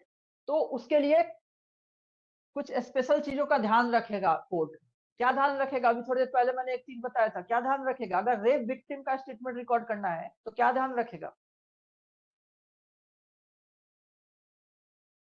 और वो कोई बता। परमानेंटली मेंटली फिजिकली डिसेबल्ड है तो उसके लिए इंटरप्रेटर या स्पेशल एजुकेटर आएंगे। और अच्छा अगर ऑडियो वीडियो रिकॉर्ड, उससे ऑडियो पहले भी वीडियो के थ्रू। ओके ओके संभवी, बिल्कुल ये सारी बात तुम्हारी सही है क्योंकि ये प्रोविजंस में लिखी हुई थी। उससे पहले भी एक बात मैंने बताई थी कि सबसे पहले वो क्या करना है, उसको पुलिस ऑफिसर को जैसे पता चलता है कि रेप कमिट हुई है तो विक्टिम का स्टेटमेंट रिकॉर्ड कराने के लिए मजिस्ट्रेट के सामने लाना है और जल्दी से जल्दी लाना है। तो उसमें सुप्रीम कोर्ट ने state of Karnataka versus Shivanna, बहुत लैंडमार्क केस है ये, ठीक है, state of Karnataka versus Shivanna, double N लिखा हुआ हूँ, state of Karnataka versus Shivanna. इस केस में सुप्रीम कोर्ट ने गाइडलाइंस इशू किए थे, गाइडलाइंस। किस चीज के रिगार्डिंग गाइडलाइंस? कि एक रेप विक्टिम का स्टेटमेंट रिकॉर्ड मजिस्ट्रेट के द्वारा किए जाने के रिगार्डिंग, जुडिशियल मजिस्ट्रेट के द्वारा रेप विक्टिम का स्टेटमेंट रिकॉर्ड किए जाने के रिगार्डिंग गाइडलाइंस इशू किया गया था। तो सुप्रीम कोर्ट ने बोला कि रेप विक्टिम को आपको जल्दी से जल्दी, मतलब पहला क्या हो गया, प्रॉम्प्टली लेके जाना है। कहाँ लेके जाना है? जुडिशियल मजिस्ट्रेट के पास रिकॉर्ड कराने के लिए, और वो भी प्रीफरेबली किसके पास, मेल या फीमेल जुडिशियल मजिस्ट्रेट, किसके पास? फीमेल के पास जाना है, अगर फीमेल ना रहे प्रीफरेबली फीमेल के पास। ठीक है, फीमेल के पास। दूसरा हो गया, सुप्रीम कोर्ट ने बोला कि आप जो स्टेटमेंट रिकॉर्ड कर रहे हैं उसको डिस्क्लोज नहीं करना है, उसको डिस्क्लोज नहीं करना है until and unless chargesheet is filed. Non disclosure of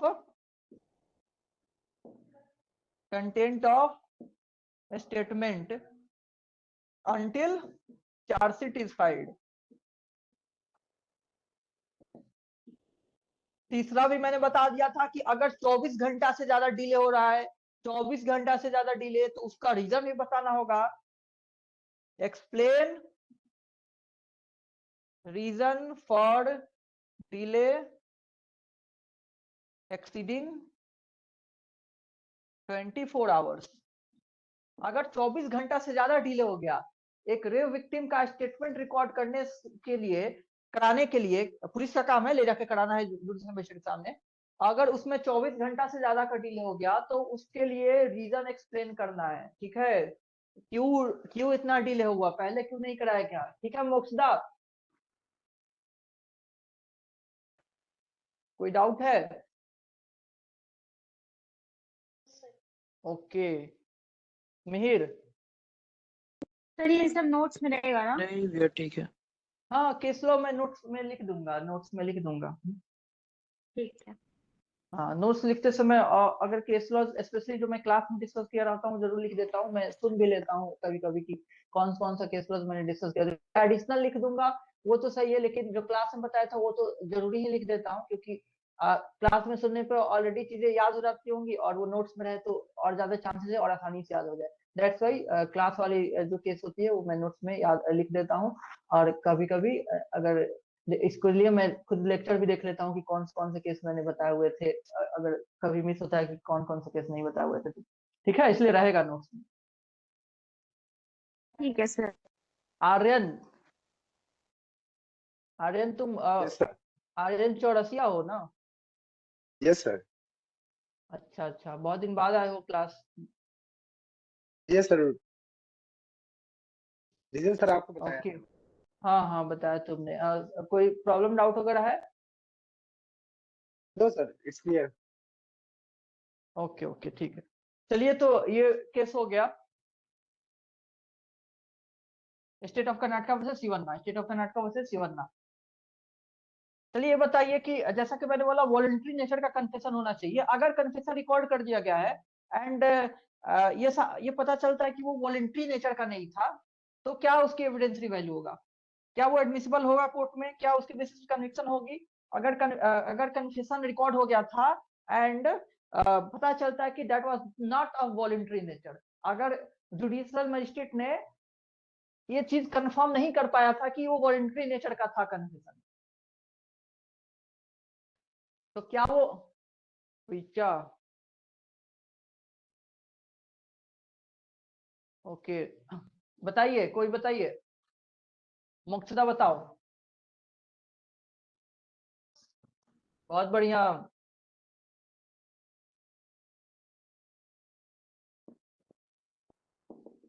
देखिए केस है Chandran versus state of Tamil Nadu. Chandran, Chandran CHANDRN, Chandran versus state of Tamil Nadu. इस केस में क्या हुआ था कि सुप्रीम कोर्ट ने यही बात बोली थी जो अभी मैंने क्वेश्चन पूछा कि अगर कन्फेशन वॉलंटरी नेचर का है, ये तो इंश्योर कराना ही है। मैं बताया प्रोविजन बताते समय कि जुडिशियल मजिस्ट्रेट को ये इंश्योर करना है, खुद को सेटिस्फाई करना है कि the confession which he is recording is of voluntary nature, वो एक वॉलंटरी नेचर का है। और अगर वो ये पता चलता है कि वो वॉलंटरी नेचर का कन्फेशन नहीं है, तो ट्रायल के समय उसकी एविडेंसरी वैल्यू नहीं मानी जाएगी, वो इनएडमिसिबल हो जाएगा। अगर इफ कन्फेशन जो है is not of voluntary nature, तो क्या हो जाएगा? इनएडमिसिबल हो जाएगा, इनएडमिसिबल इन ट्रायल। ट्रायल में इनएडमिसिबल हो जाएगा, माना नहीं जाएगा उसको, क्योंकि ये बहुत ही जरूरी है। मियर कन्फेशन रिकॉर्ड करना है तब तो वो पुलिस भी करता है ना, कन्फेशन रिकॉर्ड तो पुलिस भी करता है, तो क्या काफी होता है? नहीं होता है। वो जरूरी है कि वो वॉलंटरी नेचर का हो। ठीक है Aryan?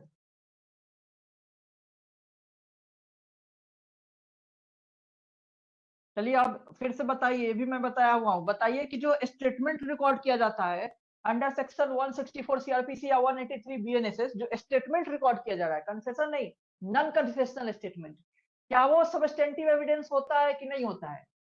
Statement recorded under 183 BNSS is substantive evidence और नॉट? ये बहुत ही इंपॉर्टेंट क्वेश्चन है,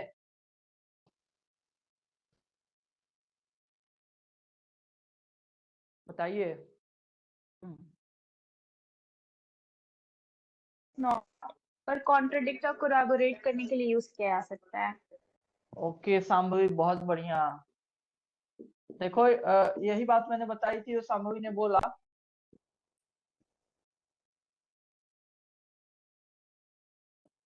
Baijnath Shah versus state of Bihar, Baijnath Shah versus state of Bihar, इसमें हेल्ड किया गया था यही बातें जो शांभवी ने बोला कि statements, statements non confessional statement, जब भी स्टेटमेंट बोल रहा हूँ नॉन कन्फेशनल स्टेटमेंट मानना है, और कन्फेशन इज कन्फेशन। तो statements recorded under section 183 is not a substantive evidence, statement not a substantive evidence. लेकिन किस पर्पज के लिए यूज हो सकता है? कंट्राडिक्शन पर्पज के लिए यूज हो सकता है एंड कोरोबोरेशन के लिए भी यूज हो सकता है। कोरोबोरेशन, कंट्राडिक्शन एंड कोरोबोरेशन पर्पज के लिए यूज हो सकता है, उसकी बातों से उसको कंट्राडिक्ट करवाया जा सकता है, कोरोबोरेट करवाया जा सकता है बाद में ट्रायल के समय, लेकिन वो एक सबस्टेंटिव एविडेंस नहीं है। मेयरली इस बेसिस पे उसका कन्विक्शन नहीं हो सकता है, नहीं हो सकता है। तो ये नॉन कन्फेशनल स्टेटमेंट के लिए हो गया, नॉन कन्फेशनल स्टेटमेंट के लिए हो गया। तो अगर कन्फेशनल स्टेटमेंट है तब क्या हुआ? क्या कन्फेशनल स्टेटमेंट एक सबस्टेंटिव एविडेंस है? क्या उसके बेसिस पे कन्विक्शन हो सकती है? यस और नो, बताइए। तब तो है सर, क्योंकि बहुत कॉशियसली उसको और सब सेक्शन 2 के अकॉर्डिंग इंश्योर भी किया गया था कि कन्फेशन वॉलेंटरी उसने किया है वॉलेंटरीली, तो तब तो जाएगा। अच्छा मोक्षदा तुम बताओ।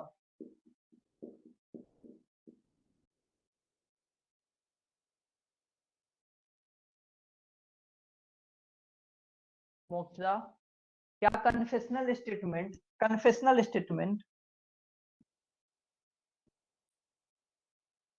क्या वो सबस्टेंटिव एविडेंस है कि नहीं है? सबस्टेंटिव एविडेंस है कि नहीं है? मोक्षदा तुम को सुनाई दे रही है? अच्छा अच्छा, हाँ तो बताओ कन्फेशनल स्टेटमेंट सबस्टेंटिव एविडेंस है कि नहीं है? सबस्टेंटिव एविडेंस तुम समझती हो क्या होता है? कल के क्लास में भी मैंने बताया हुआ था, कल वाली लेक्चर तुमने देखा है? अच्छा कोई बात नहीं, तुम्हें पता है सब्सटेंटिव एविडेंस क्या होता है? सब्सटेंटिव एविडेंस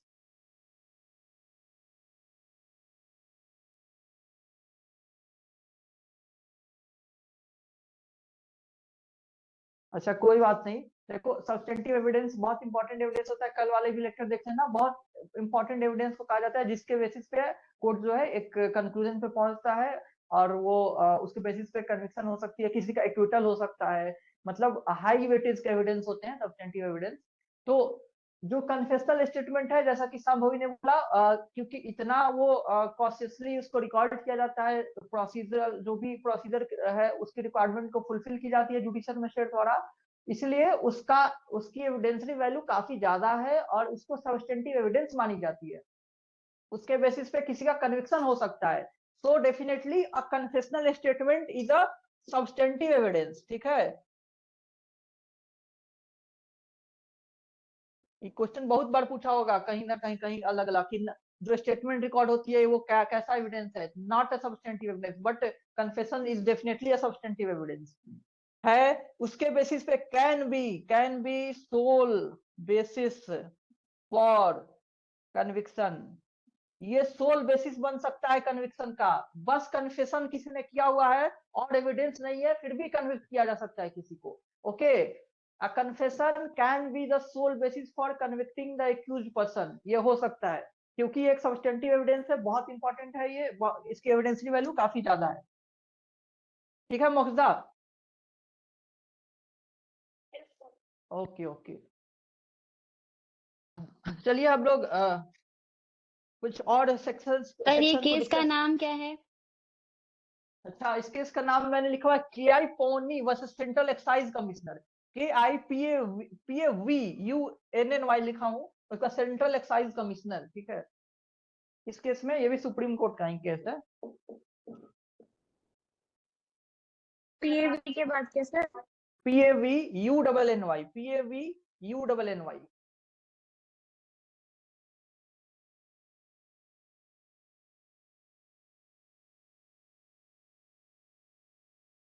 चलिए हम लोग सेक्शन 183 हो गया ना, 184 देखते हैं। 184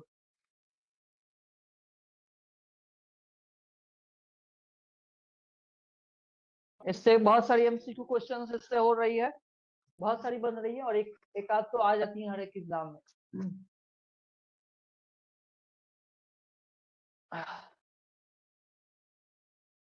ठीक है आर्यन, अब सेक्शन 184, सेक्शन 184 यस सर। ये मिटा देता हूं मैं।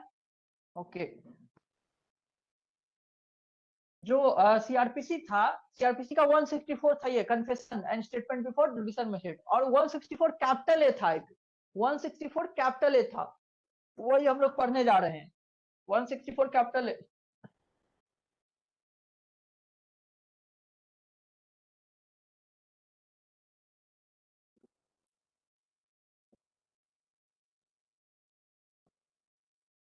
184 बीएनएसएस का या 164 कैपिटल है सीआरपीसी का, ये medical examination of victim of rape की बात कर रहा है। एक रेप विक्टिम का मेडिकल एग्जामिनेशन रेप का जब हम लोग पढ़ रहे थे ऑफेंस अंडर बीएनएस, तो वहां पे बहुत सारे प्रोविजन मैंने बताया हुआ था रेप से रिलेटेड। तब यहाँ पे बीएनएसएस में उसका मेडिकल एग्जामिनेशन करना है रेप विक्टिम का, उसके रिगार्डिंग प्रोविजन है, ये देखिए।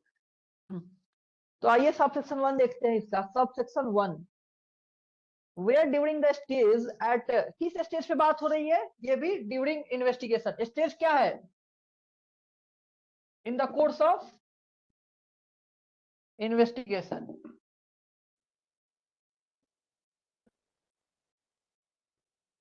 Medical examination of rape victim,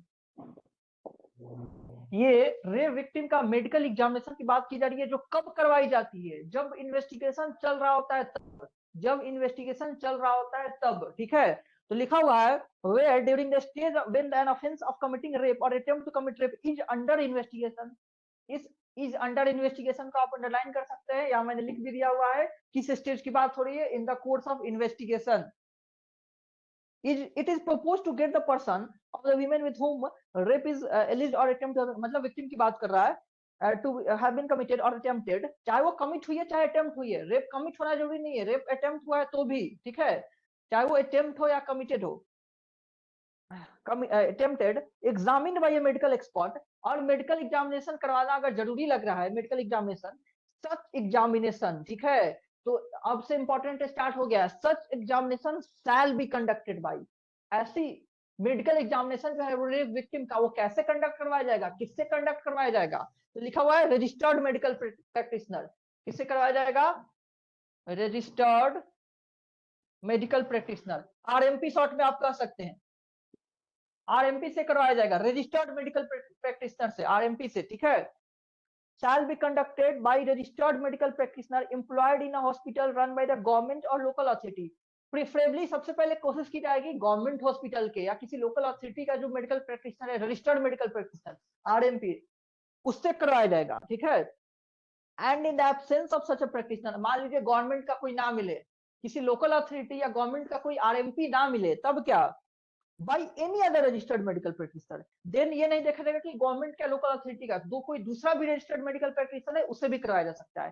सबसे पहले कोशिश करना है कि गवर्नमेंट का या लोकल अथॉरिटी का इसका कोई आरएमपी मिले, इसका कोई आरएमपी मिले, अगर ये ना मिले तो एनी अदर, कोई अदर आरएमपी भी करवाया जा सकता है। सबसे पहले गवर्नमेंट का आरएमपी, फिर रीचा का एग्जिट हो गया है, कोई नहीं, ठीक है। सबसे पहले गवर्नमेंट का आरएमपी या लोकल अथॉरिटी का आरएमपी, अगर वो ना मिल पाए देन अदर आरएमपी, कोई other registered medical practitioner. In the absence of by other registered medical practitioner with the consent, देखिए अब बहुत ही इंपॉर्टेंट बात आ गया, सबसे पहले विद कंसेंट कराना है, बिना कंसेंट का नहीं कराना है, विक्टिम के कंसेंट का या उसके गार्जियन के कंसेंट से कराना है, बिना कंसेंट का मेडिकल एग्जामिनेशन नहीं कराना है। with the consent of such women means victim, ठीक है, with the consent of such women or of a person competent to give such consent on her behalf, या उसके बिहाफ पे जो कंसेंट देने के लिए कैपेबल। मान लो विक्टिम जो है वो अनकॉन्शियस स्टेट में, इंटॉक्सिकेटेड स्टेट में है, अनसाउंड माइंडेड है, व्हाट एवर रीजन है, तो कौन कैपेबल है कंसेंट देने के लिए, उसका जो गार्जियन है, लीगल गार्जियन है, वो कॉम्पिटेंट है। इसलिए लिखा हुआ है कि आपको कंसेंट लेना है विक्टिम का, एंड या किसका कंसेंट ले सकते हैं, वो उस पर्सन का जो कॉम्पिटेंट है कंसेंट देने के लिए, मतलब उसका लीगल गार्जियन का, ठीक है। तो इंपॉर्टेंट बात हो गया कि विथ कंसेंट ही करानी है, चाहे वो विक्टिम का कंसेंट हो या उसके लीगल गार्जियन का कंसेंट हो। Consent of such women or a person giving consent, and such women shall be sent to such registered medical practitioner within 24 hours। Underline कर लीजिए within 24 hours। दूसरा इंपॉर्टेंट बात within 24 hours, 24 घंटे के अंदर, ठीक है, 24 घंटे के अंदर। And such women shall be sent to RMP within 24 hours from the time of receiving the information relating to the commission offense। 24 घंटा कहां से देखा जाएगा, जब इंफॉर्मेशन मिली ऑफेंस कमिट होने की उससे 24 घंटे के अंदर, इंफॉर्मेशन मिली ऑफेंस कमिट होने की उससे 24 घंटे के अंदर, ठीक है। तो यही है सब सेक्शन 1। इसमें क्या क्या हमने देखा कि कोई रेप विक्टिम का मेडिकल एग्जामिनेशन करवाना है, कब करवाना है, जब इन्वेस्टिगेशन चल रही होती है, क्योंकि जैसे ही जानकारी मिली इन्वेस्टिगेशन स्टार्ट हो गई ना, एक रेप का जैसे ही जानकारी मिली वैसे ही इन्वेस्टिगेशन स्टार्ट हो जाती है। तो उसके बाद आपको 24 घंटे के अंदर अंदर क्या करवा लेना है, उसका मेडिकल एग्जामिनेशन करवाना है, लेकिन उसके कंसेंट से, विक्टिम के कंसेंट से करवाना है या उसके गार्जियन के कंसेंट से। और किससे करवाना है? रजिस्टर्ड मेडिकल प्रैक्टिशनर द्वारा। और कोशिश करनी है कि गवर्नमेंट का रजिस्टर्ड मेडिकल प्रैक्टिशनर हो या किसी लोकल अथॉरिटी का, जो अथॉरिटी होती है उसका मेडिकल प्रैक्टिशनर हो, या अगर नहीं है तो कोई अदर रजिस्टर्ड मेडिकल प्रैक्टिशनर से भी करा लेनी है। ये सबसेक्शन 1 हो गया। आइए सबसेक्शन 2 देखते हैं। ठीक है मोक्षदा, सबसेक्शन 1 समझ में आया? यही 3 बातें आपको याद रखनी है, ये 3 बातें याद रखनी है आपको बस। आरएमपी से करानी है, प्रिफरेबली गवर्नमेंट या लोकल अथॉरिटी, अगर नहीं मिले तब अदर आरएमपी, विद कंसेंट करानी है एंड विद इन 24 आवर्स करानी है। ठीक है संभवी, मिटा दूं? हाँ सर मिटा दीजिए। स्टेज भी याद रखना है, कब है? During investigation.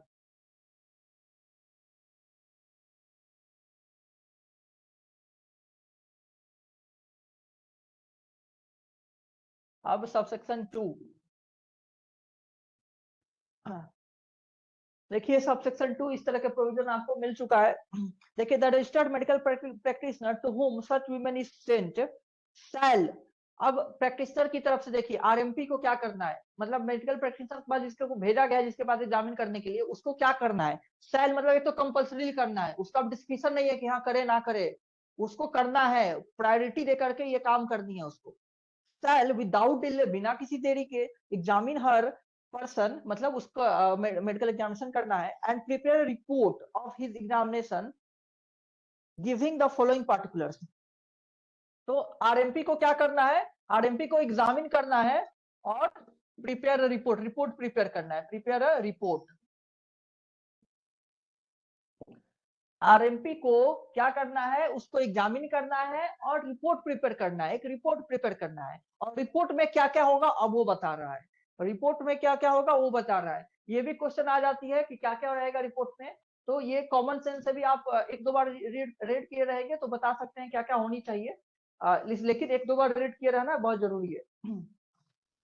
चलिए, सबसे पहले क्या रहेगा? अब name and address of the women end of the person by whom she was brought.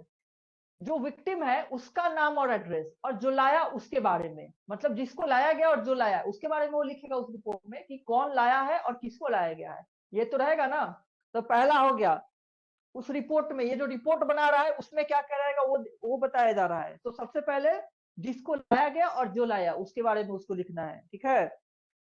फिर दूसरा लिख रहा है वीमेन का एज, वीमेन का एज लिखना है उसको, ठीक है। थर्ड है डीएनए प्रोफाइलिंग के लिए क्या मटेरियल लिया वो भी रखना है। डीएनए प्रोफाइलिंग के लिए कौन सा मटेरियल लिया, ब्लड लिया या क्या सैंपल लिया, कौन सा सैंपल लिया। डीएनए टेस्ट कई सारे सैंपल्स हो सकते हैं, तो कौन सा सैंपल लिया एग्जैक्टली वो लिखना है, ठीक है। Mark of injury if any on the person of, अब रेप के केसेस के रिगार्डिंग हो रही है तो मार्क ऑफ इंजुरी तो लिखेगा ही ना कि क्या इंजुरी मार्क्स थे उसको। तो ये भी कॉमन सेंस से आपको पता चल रहा है कि मार्क ऑफ इंजुरी डेफिनेटली वो नोट डाउन करेगा। डॉक्टर के पास ले गया है मेडिकल एग्जामिनेशन के लिए, वो भी रेप के ऑफेंस के बाद विक्टिम को, तो मार्क ऑफ इंजुरी नोट करेगा ही। फिर general mental condition of women, ये भी बहुत इंपॉर्टेंट है, ये जरूर रहता है ऑप्शन में, अगर इस तरह के क्वेश्चन होते हैं तो ऑप्शन में ये रहता है general mental condition of women. ये भी याद कर लीजिए या इसको मार्क कर लीजिए कि ये इंपॉर्टेंट है, ध्यान में रहना चाहिए कि ये रहना चाहिए। उसको डॉक्टर को ये भी नोट डाउन करना है कि उसका वीमेन का उस समय का क्या जनरल मेंटल कंडीशन था। देखिए जनरल लिखा हुआ है उसमें, बहुत ज्यादा ये में नहीं जाना डिटेल में, मतलब प्राइमा फेसा या जनरली क्या लग रहा है, what is the mental condition of that women, क्या वो हाईली ट्रॉमेटाइज्ड है या हाईली नॉर्मल है, इस तरह की चीजें उसको लिखनी है कि generally what is the mental condition of that women. Okay, and last is other material particulars in reasonable detail. और अगर भी कुछ इंपॉर्टेंट, क्योंकि वो मेडिकल प्रैक्टिशनर है, उसको कुछ अदर डिटेल्स भी हो सकता है वो कलेक्ट करे या कुछ नोट डाउन करे रिपोर्ट में जो उसके हिसाब से जरूरी होंगी, वो भी उसको रीजनेबल डिटेल मैनर में उसको लिखना है, ठीक है। अदर मटेरियल पार्टिकुलर इन रीजनेबल डिटेल लिखना है। लेकिन इसके अलावा भी कई सारी चीजें हैं जो आगे पढ़नी है। तो ये चीजें हैं जो रहेंगी। क्या क्या था? जो लाया और जिसको लाया गया उसके बारे में, जो लाया और जिसको लाया गया उसके बारे में। फिर विक्टिम का एज लिखना है उसको, डीएनए प्रोफाइलिंग के लिए कौन सा मटेरियल लिया वो लिखना है, वीमेन के बॉडी पे कोई इंजुरी है वो लिखना है, उस वीमेन का क्या जनरल मेंटल कंडीशन था वो लिखना है, एंड फिर अदर डिटेल्स भी उसको जो जरूरी लगे वो भी लिख सकता है रीजनेबली डिटेल मैनर। अब आगे देखिए, the report shall state precisely the reason for each conclusion arrived at। अब डॉक्टर ने रिपोर्ट बनाया हुआ है, एमपी ने, आरएमपी ने रिपोर्ट बनाया हुआ है, तो जिस कंक्लूजन पे पहुंचेगा उसका रीजन भी उसको लिखना है, उसका रीजन भी शॉर्ट में, सब कुछ उसका रीजन भी लिखना है। तो प्रिसाइजली मतलब शॉर्ट में the reason for each conclusion, जिस कंक्लूजन पे वो पहुंचा है उसका शॉर्ट रीजन, प्रिसाइज रीजन भी लिखना है कि क्यों उसको लग रहा है कि दिस पर्टिकुलर कंक्लूजन पे वो पहुंचा है। ठीक है। इसका सबसेक्शन 4 है, the report shell specifically record that the consent of the women. देखिए मैंने बताया था कि कंसेंट लेना बहुत जरूरी है, बताया था ना अभी, कंसेंट लेना बहुत जरूरी है। किस चीज के लिए? मेडिकल एग्जामिनेशन के लिए। अगर विक्टिम का नहीं तो किसका कंसेंट? उसके लीगल गार्जियन का कंसेंट। तो इसके रिगार्डिंग लिखा हुआ है, the report shall specifically record that the consent of the women or of the person competent to give such consent or on behalf to such examination had been obtained। उसको ये भी mention करना है कि मैंने कंसेंट लिया हुआ है, चाहे वो विक्टिम का हो, चाहे अगर कोई लीगल गार्जियन का लिया हुआ है तो वो लिखना है। तो ये मेंशन करना है, नोट डाउन करना है कि लिया हुआ है, कंसेंट लिया गया था। ये विदाउट कंसेंट नहीं हो रहा है मेडिकल एग्जामिनेशन। सबसेक्शन 5 ये भी इजी है कि टाइम कमेंसमेंट का और ओवर का ही लिखना है। Exact time of the commencement and completion of the examination shall be noted in the report. किस समय पे एग्जामिनेशन उसने शुरू किया, एग्जामिनेशन मतलब मेडिकल एग्जामिनेशन, और किस समय पे एग्जैक्ट खत्म किया वो भी नोट डाउन करना है उसको। एंड 6th सबसेक्शन 6 बहुत इंपॉर्टेंट है, इसके सामने इंपॉर्टेंट भी लिख सकते हैं। देखिए इसमें टाइम दिया हुआ है, the registered medical practitioner shall within a period of 7 days, 7 दिन के अंदर, within a period of 7 days RMP को क्या करना है? Forward the report to the investigating officer, IO को भेजना है, who shall forward it to the magistrate refer to in section 193, जो कि चार्जशीट के साथ दी जाती है, as part of the document refer to in clause of subsection 6 of that section. तो आरएमपी को 7 days के अंदर किसको भेजनी है? आईओ को भेजना है। और आईओ किसको भेजता है? मजिस्ट्रेट को भेजता है। मजिस्ट्रेट मतलब जुडिशियल मजिस्ट्रेट को भेजता है। ठीक है। आरएमपी को 7 दिन के अंदर आईओ को देना है, आईओ मतलब इन्वेस्टिगेटिंग ऑफिसर को देना है। और आईओ फिर किसको भेजता है? जुडिशियल मजिस्ट्रेट को भेजता है। वो एज ए इंपॉर्टेंट डॉक्यूमेंट किसको भेजता है? जुडिशियल मजिस्ट्रेट को भेजता है। चार्जशीट सबमिट की जाती है तो उसके साथ इंपॉर्टेंट डॉक्यूमेंट भी सबमिट की जाती है। तो ये इंपॉर्टेंट है, इसको आप लोग इंपॉर्टेंट मार्क कर लीजिए, क्योंकि इसमें टाइम लिमिट, जहां भी टाइम लिमिट दिया रहता है वो प्रीलिम्स के लिए ज्यादा इंपॉर्टेंट हो जाता है। टाइम लिमिट जहां भी है वो प्रीलिम्स के लिए ज्यादा इंपॉर्टेंट। 7 days का दिया हुआ है टाइम लिमिट, किसको? आरएमपी को आईओ को भेजने के लिए 7 दिन के अंदर। ठीक है। Subsection 7, nothing in this section shall be construed as rendering lawful any examination without the consent of the women or of any person competent to give such consent or on her behalf। अब मान लीजिए लिख रहा है कि अगर बिना consent का लिया गया है, विदाउट द कंसेंट अगर किया गया है एग्जामिनेशन, तो इसको लॉफुल नहीं बना देता ये सेक्शन। मतलब अगर विदाउट कंसेंट लिया गया है तो एग्जामिनेशन लॉफुल नहीं हो जाएगा, वो अनलॉफुल मान लिया जाएगा। विदाउट कंसेंट लिखा हुआ है कि विदाउट कंसेंट किसी फीमेल को एग्जामिन कर लिया गया, इस सेक्शन में ऐसा कुछ नहीं है जो उसको लॉफुल बना दे। इस सेक्शन से ये नहीं इन्फर कर लेना है, इस पर्टिकुलर सेक्शन जो मेडिकल एग्जामिनेशन से रिलेटेड है, इससे हमें ये नहीं इन्फर कर लेना है कि हम बिना कंसेंट का उसको एग्जामिन कर लिए तो वो लॉफुल है। ठीक है। इसका मतलब अगर बिना कंसेंट का एग्जामिन किए तो that would not be considered as lawful. तो कंसेंट लेना इज वेरी इंपॉर्टेंट, चाहे फीमेल का लिया जाए चाहे उसके लीगल गार्जियन का लिया जाए, और consent is very important for conducting medical examination रे विक्टिम का। समझ में आया मोक्षदा? अच्छा, जब मैं रेप पढ़ा रहा था तो मैंने बताया हुआ था कि जो मेडिकल एग्जामिनेशन होती है रेप विक्टिम में, उसमें 2 फिंगर टेस्ट को बैन कर दिया गया है। किस केस में ऐसा हेल्ड हुआ था? कोई किसी को याद है? निपुण Saxena versus union of India.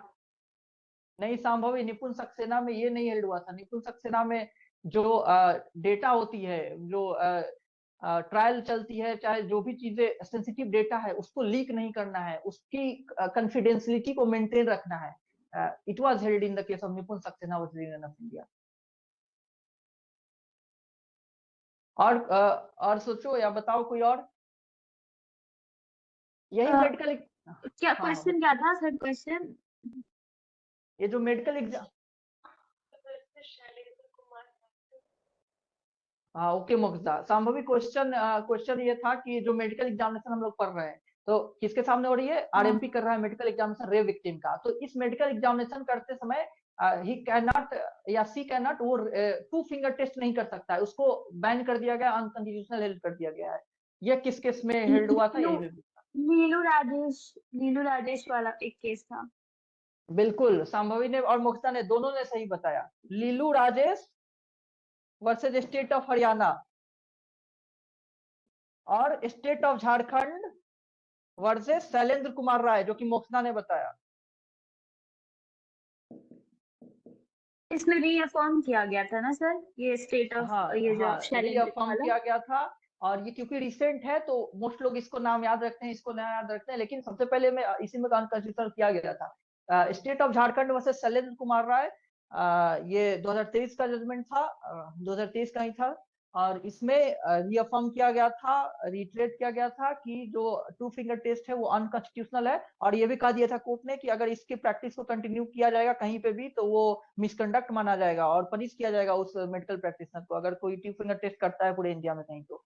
और स्टेट ऑफ लीलू राजेश पहली बार 2013 का शायद है, उस समय इसको क्या किया गया था, बैन किया गया था, अनकॉन्स्टिट्यूशनल हेल्ड किया गया था 2 फिंगर टेस्ट को। और कहा गया था ये जो प्रैक्टिस है that is traumatising, that is highly unscientific. मैंने डिटेल में बताया हुआ था उसमें, आपको याद होगा, रेप पढ़ाते समय। तो ये याद रखना आपको, इससे एसोसिएटेड है क्योंकि इसी में होती है ना, मेडिकल एग्जामिनेशन कराने ले जा जाता है रेप विक्टिम, वही तो करता था ना 2 फिंगर टेस्ट, तो इसी प्रोविजन में होती थी, लेकिन इसको बैन किया गया हुआ है।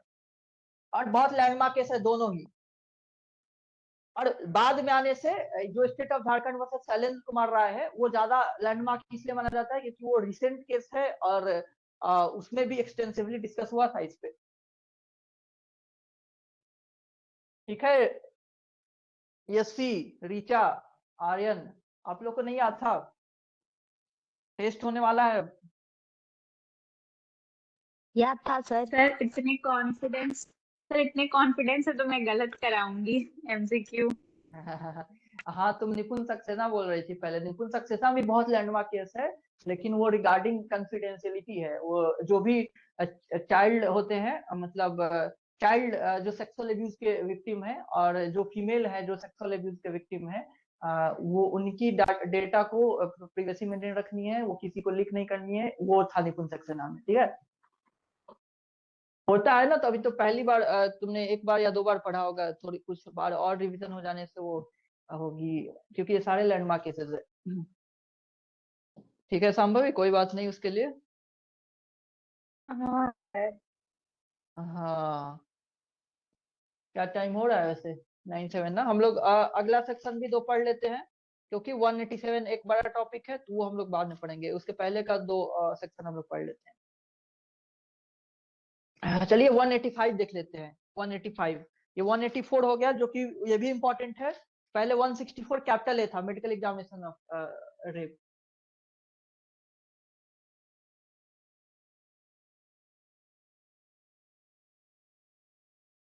वन 185,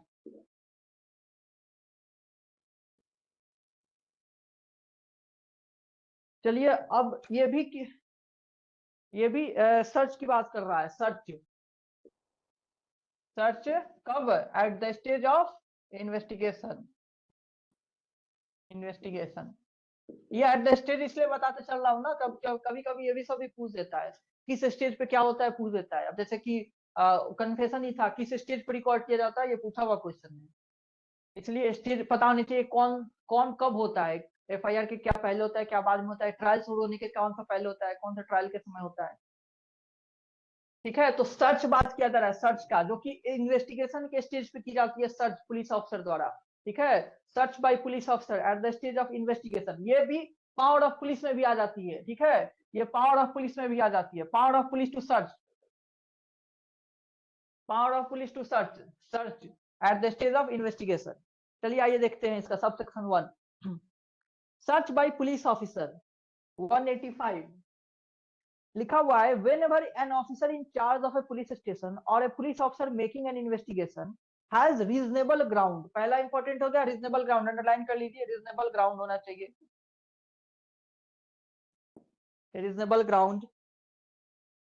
और इन्वेस्टिगेशन वाले भी पॉइंट लिख दिया, कब हो रहा है, eight the stage of investigation, for believing that anything necessary for the purpose of investigation into an offense, into any offense which he is authorized to investigate may be found in any place within the limit of the, दूसरा important हो गया, with in the limit, with in the limit of his station, ठीक है, within the limits of the police station of which he is in charge or to which he is attached. Okay, चलिए अभी तक क्या क्या मिल गया। सबसे पहले जो सर्च करने की बात, आर्यन कुमार, ओके, सर्च करने की बात हो रही है, वो eight the stage of investigation की बात चल रही है। इन्वेस्टिगेशन के स्टेज पे पुलिस ऑफिसर को रीजनेबल ग्राउंड होनी चाहिए बिलीव होने के लिए कि हमें उस जगह पे कुछ मिलेगा। ये नहीं, रीजनेबल ग्राउंड का मतलब 100% श्योर नहीं, ये नहीं कि वो सर्च कर लिया और कुछ ना मिला तो पुलिस को पनिशमेंट होने लगे कि आप अननेसेसरी सर्च कर लिए।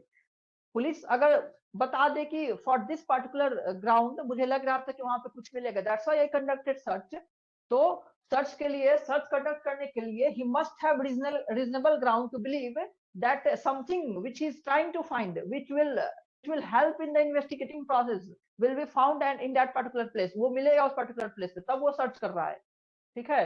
With in the limit of his station मतलब उसके स्टेशन के लिमिट में, बाहर जाके नहीं कर रहा है, अपना जो जुरिडिक्शन है, उस पुलिस स्टेशन का जो जुरिडिक्शन है उसके लिमिट में, ठीक है। तो with in the limit important हो गया, कहाँ कर सकता है, with in the limit of his station. चलिए आगे देखते हैं, ये 3 पॉइंट अभी तक इंपॉर्टेंट मिला। and that such thing can and that such thing cannot in his opinion be otherwise obtained without undue delay, और उसे लगता है कि अगर मैं डिले करूंगा तो ये बाद में नहीं मिल पाएगा, मुझे अभी सर्च करना जरूरी है, ठीक है, मुझे अभी सर्च करना जरूरी है, डिले करने के से बाद में नहीं मिल पाएगा। फिर कह रहा है कि सच ऑफिसर में after recording in writing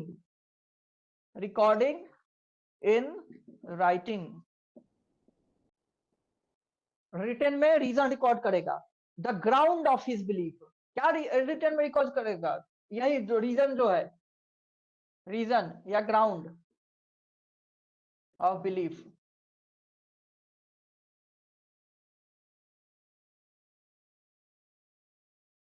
reason या ग्राउंड ऑफ बिलीफ वो रिटन में रिकॉर्ड करेगा। ये जो रीजनेबल ग्राउंड है उसी को रिकॉर्ड कर लेगा रिटन में कि मुझे इसलिए लग रहा है कि मुझे करना चाहिए सर्च।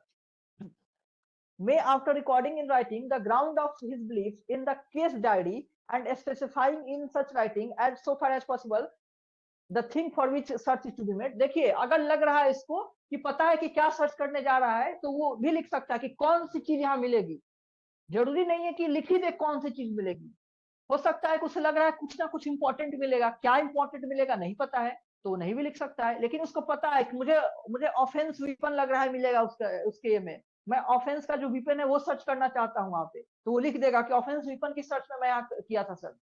लेकिन ये जरूरी नहीं है कि वो एग्जैक्ट श्योर हो कि क्या पर्टिकुलर आइटम की फाइंड में की तलाश में वो सर्च कर रहा है, तो जरूरी नहीं है कि वो लिखे ही, ठीक है। so far as possible the thing for which the search is to be made, उसके बाद क्या करेगा, उसको सर्च करेगा और cause search to be made for such thing in any place within the limit of such station. हो गया पहला सबसेक्शन खत्म। तो क्या क्या इंपॉर्टेंट चीज मिल गया पहले सबसेक्शन से, सबसे पहले सर्च किया जा रहा है eight the stage of investigation, जब इन्वेस्टिगेशन चल रही थी तब। दूसरा चीज, सर्च करने से पहले पुलिस ऑफिसर को कुछ रीजनेबल ग्राउंड होनी चाहिए ये बिलीव करने के लिए कि यहाँ कुछ मिलेगा जो मुझे जरूरी है, जो इन्वेस्टिगेशन में जरूरी है, वो कुछ यहाँ मिल सकता है, तभी वो सर्च करेगा। तो रीजनेबल ग्राउंड होनी चाहिए, क्या के लिए मैं बता दिया कि वो कुछ मिलेगा, इसी चीज का रीजनेबल ग्राउंड। देन और वो जगह उसके लिमिट में होनी चाहिए, उसके स्टेशन के लिमिट में होनी चाहिए, बाहर नहीं, out of his station, limit of the station नहीं करना है उसको सर्च, उसके विद इन द लिमिट होनी चाहिए। एंड अगर ये सब है तो वो रीजन रिकॉर्ड करेगा रिटेन में कि क्या उसका ग्राउंड ऑफ बिलीफ है कि यहाँ कुछ मिलने वाला है, देन वो सर्च कर सकता है। इसके बाद वो क्या कर लेगा, उसके बाद वो सर्च कर लेगा, उसके बाद इतने चीजों को कंप्लाई करते हुए वो सर्च कर लेगा। यही सबसेक्शन 1 है। सबसेक्शन 2 कह रहा है a police officer proceed under subsection 1 shall if practicable conduct the search in person। Subsection 2 जो है लिख रहा है सर्च इन पर्सन करना है। क्या मतलब हुआ सर्च इन पर्सन करने का, मतलब खुद जाके सर्च करेगा, वो ऑफिसर इंचार्ज जो है वो खुद ही सर्च करेगा। मतलब ये नहीं कि किसी और को बोल रहे हैं जाके सर्च कर लो, कोशिश करनी है प्रीफरेबली वो इन पर्सन सर्च करे, मतलब खुद सर्च करे वो ऑफिसर इंचार्ज, इन पर्सन यानी खुद सर्च करे। सबसेक्शन 2 यही है। provided that the search conducted under this section shall be recorded, shall है compulsorily recorded through audio video electronic means preferably by mobile phone। देखिए preferably हर जगह मोबाइल फोन लिख दिया हुआ है, मोबाइल फोन का डोमिनेंस बढ़ता जा रहा है नहीं। ये सर्च जो है वो किया जाएगा और इसको रिकॉर्ड भी किया जाएगा और प्रीफरेबली वो भी मोबाइल फोन से रिकॉर्ड किया जाएगा। ओके, सबसेक्शन 2 हो गया। सबसेक्शन 3 इसमें रिकॉर्डेड को अंडरलाइन कर लीजिए। उसका subsection 3 if is unable to conduct the search in person, मतलब वो खुद से सर्च करने में अगर अनेबल है, इन पर्सन यानी खुद से सर्च करने में अगर वो अनेबल है, and there is no other person competent to make the search present at that time, और कोई अदर भी competent नहीं है, he may after recording in writing his reason for doing require any officer subordinate to him to make, इसको मैं मिटा देता हूं ताकि लिख दो इसको भी।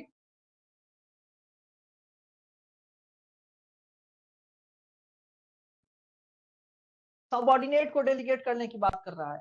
अगर इन पर्सन के लिए, इन पर्सन सर्च के लिए वो कैपेबल नहीं है, देन क्या करेगा, वो सबऑर्डिनेट को ऑथराइज कर लेगा, सबऑर्डिनेट को रिटन ऑथराइजेशन देगा, रिटन ऑथराइजेशन देगा टू सर्च। अगर वो खुद सर्च करने के लिए कैपेबल नहीं है या उसके बराबर का कोई अदर ऑफिसर भी नहीं अवेलेबल है, तो अपने सबऑर्डिनेट को रिटन ऑथराइजेशन देगा सर्च के लिए, रिटन ऑथराइजेशन, ओरल नहीं, ठीक है, रिटन ऑथराइजेशन देगा सर्च के लिए। लिखा हुआ है ही में after recording in writing his reason for doing, और एक और चीज हो गया after recording reason in writing, writing में रीजन भी रिकॉर्ड करेगा कि क्यों वो इन पर्सन नहीं कर रहा है सर्च, ठीक है। For so doing, required any officer subordinate to him to make the search, and he shall deliver to such subordinate officer an order in writing specifying the place to be searched। वही चीजें जो खुद के लिए वो कर रहा था, ठीक है, वही चीजें जो खुद के लिए कर रहा था वो सारे उसको साथ भी करेगा। अगर कोई ऑफिसर इंचार्ज खुद से सर्च नहीं कर रहा है तो वो क्या करेगा, सबसे पहले रीजन रिकॉर्ड करेगा कि क्यों वो खुद से नहीं कर सर्च कर रहा है, वो after recording his reason in writing कि क्यों खुद से नहीं सर्च कर रहा है, उसके बाद क्या करेगा, अपने सबऑर्डिनेट को रिटन ऑथराइजेशन देगा सर्च करने के लिए, तो वो भी रिटन ऑथराइजेशन देगा और उसको बताएगा कि क्या, कि तुमको कहाँ पे सर्च करना है और कौन सा ऑब्जेक्ट सर्च करना है, अगर उसको पता है तो, मतलब कौन सा ऑब्जेक्ट सर्च करना है जो ऊपर वाले में बताया, अगर उसको पता है कि दिस पर्टिकुलर ऑब्जेक्ट के लिए सर्च करे तो वो भी बता देगा, और नहीं तो जनरली ये तो बताएगा कि कहाँ सर्च करना है, किस प्लेस पे, एग्जैक्टली किस प्लेस पे सर्च करना है, और तब जाके वो जो ऑथराइज्ड पर्सन है, सबऑर्डिनेट ऑफिसर, वो सर्च कर सकता है, वो सर्च कर सकता है। अब सेक्शन 4 देखिए, द प्रोविजन ऑफ संहिता as to the search warrant and the general provision as to the search containing, starting के जो सेक्शंस है उसमें कुछ सर्च वारंट से रिलेटेड प्रोविजन दिए हुए हैं, वो सेक्शन मैं अभी नहीं पढ़ाया हुआ हूँ, सर्च वारंट से रिलेटेड प्रोविजन जो है वो अभी नहीं बताया हुआ हूँ। कुछ बेयर एक्ट के प्रोविजन है, जो समन बताया था मैंने, वारंट बताया हुआ था, उसके बाद डॉक्यूमेंट प्रोड्यूस करने के लिए समन वारंट की बात की गई है, और फिर से इस सर्च की बात की गई है, सर्च की बात की गई है। तो कुछ जनरल प्रोविजन है कि सर्च कैसे किया जाता है, वो सब मैं पढ़ा दूंगा, ठीक है। कुछ जनरल प्रोविजन है कि कैसे सर्च की जाती है, वो यहाँ भी अप्लाई होगा, लिख रहा है। जो भी जनरल प्रोविजन है रिगार्डिंग सर्च, कि सर्च किया जाता है, सर्च मेमो बनाया जाता है, क्या क्या सर्च में सीजर भी तो की जाती है ना, गए सर्च करने, जो जो मिला उसको सीज करना है तो उसको मेमो बनाया जाता है, ये चीज मिला है, फिर उसे साइन करवाया जाएगा। कुछ लोगों को लिया जाता है, रेस्पेक्टेबल मेंबर, उस कम्युनिटी का कुछ मेंबर को उठाया जाता है कि साथ में जाके वो सर्च करवाएगा। यही सब प्रोविजन कुछ है, पढ़ने हैं, बोल रहा है वो सब प्रोविजन यहाँ भी अप्लाई होंगे जो जनरल प्रोविजन होते हैं। सब सेक्शन 5 देखिए, ये भी इंपॉर्टेंट है, इसमें टाइम लिमिट है। Copies of any record made under subsection 1 और सबसेक्शन 3 शैल फॉरथविथ, देखिए जो कॉपी होगी, मतलब आपने सर्च किया तो उससे जो भी आपने रिकॉर्ड बनाया उसकी कॉपी आपको किसको देनी है, shall forthwith but not later than 48 hours, 48 घंटा का टाइम लिमिट है। इसको इंपॉर्टेंट लिख के अंडरलाइन कर लीजिए इस सबसेक्शन को, क्योंकि टाइम लिमिट वाला सबसेक्शन इंपॉर्टेंट हो जाता है। Subsection 5 is very important. 48 घंटे के अंदर be send to the nearest magistrate in power to take cognizance, nearest judicial magistrate, ठीक है, नियरेस्ट जुडिशियल मजिस्ट्रेट को भेज देना है जो कि कॉग्निजेंस लेने के लिए कैपेबल है। कितने देर के अंदर भेजना है, 48 घंटे के अंदर भेजना है। सर्च जब हो जाती है तो उससे जो भी आपने इंपॉर्टेंट लिस्ट बनाई है, मान लीजिए सर्च में जो जो चीजें मिली उसी का आपने लिस्ट तैयार किया हुआ है, उसको किसको आप भेजेंगे 48 घंटे के अंदर? किसको भेज देना है? जुडिशियल मजिस्ट्रेट को भेज देना है, जुडिशियल मजिस्ट्रेट को, जो कॉग्निजेंस लेने के लिए कैपेबल है उसको भेज देना है 48 घंटे के अंदर अंदर। भेजना तुरंत ही है, लेकिन ज्यादा से ज्यादा 48 घंटे के अंदर। And the owner occupier of the place searched shall on application be furnished free of cost with a copy of the same by magistrate। अब मजिस्ट्रेट को मान लीजिए मिल गया है 48 घंटे के अंदर, किसको मिल गया है? मजिस्ट्रेट को मिल गया है वो सारी चीजें, सारे जो इंपॉर्टेंट लिस्ट डॉक्यूमेंट है वो मिल गया हुआ है। अब उससे कौन ले सकता है? उससे वो प्लेस को ऑनर ले सकता है जिसके प्लेस को सर्च किया गया है। मान लीजिए मेरे घर को सर्च किया गया है, तो मैं किससे जाके ले लूंगा? मजिस्ट्रेट से जाके ले लूंगा, क्योंकि मजिस्ट्रेट को साढ़े 48 घंटे के अंदर मिल चुका है। अब मैं फ्री ऑफ कॉस्ट उससे एक कॉपी ले सकता हूँ। फ्री ऑफ कॉस्ट को भी अंडरलाइन कर लीजिए, फ्री ऑफ कॉस्ट उससे एक कॉपी ले लेना है, फ्री ऑफ कॉस्ट उससे एक कॉपी ले लेना है। तो सर्च से हम क्या समझे? सर्च का सबसे पहले सर्च का सबसेक्शन 1 था जो कि जनरल प्रोविजन था सर्च के रिगार्डिंग, कि रीजनेबल ग्राउंड है बिलीव करने के लिए, तो रिटर्न में रीजन रिकॉर्ड करके वो सर्च कंडक्ट करेगा। ठीक है, अगर लगता है कि सर्च ना करेगा तो देरी हो जाएगी, उसको पर्टिकुलर आइटम ना मिल पाएगा, तो वो सर्च करेगा। कोशिश करना है कि वो सर्च इन पर्सन करे, मतलब खुद ही करे सर्च।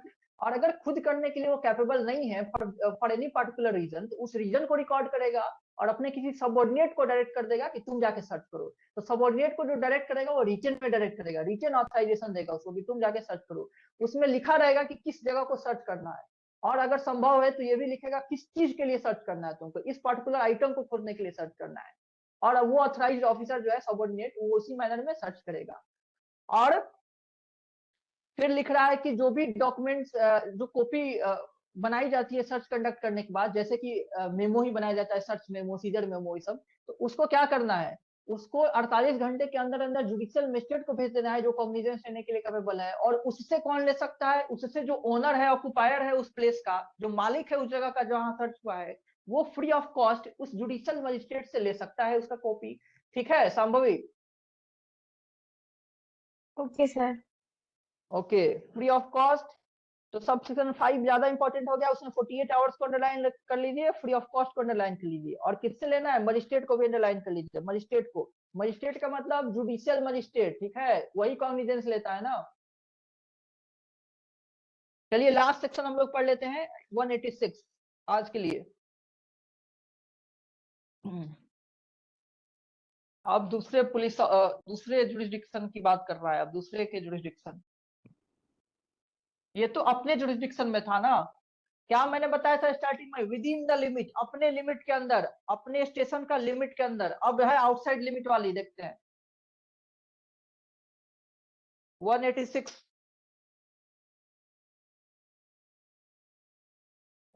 का सबसेक्शन 1 आइए, लिखा हुआ है when officer in charge of police station may require another to issue search warrant, another दूसरे पुलिस स्टेशन। सबसेक्शन 1 देखिए, an officer in charge of a police station or police officer not below the rank of sub inspector, इसको underline कर लीजिए, not below the rank of sub inspector, मतलब sub inspector का नीचे नहीं हो सकता है, सब इंस्पेक्टर का नीचे नहीं हो सकता है। Not below the rank of sub inspector, जो कि इन्वेस्टिगेशन कर रहा है, may require an officer in charge of another police station whether in the same or a different district to cause a search to be made in any place in any case in which the former officer might cause a search to be made within the limits of his own station। तो क्या कर रहा है कि officer in charge होगा वो, या sub inspector, sorry SI, सब इंस्पेक्टर, मतलब उससे नीचे नहीं हो सकता है। ये क्या कर सकता है? जो दूसरा पुलिस स्टेशन है, उसके जो ऑफिसर इंचार्ज है उसको रिक्वेस्ट कर सकता है कि आप सर्च कीजिए।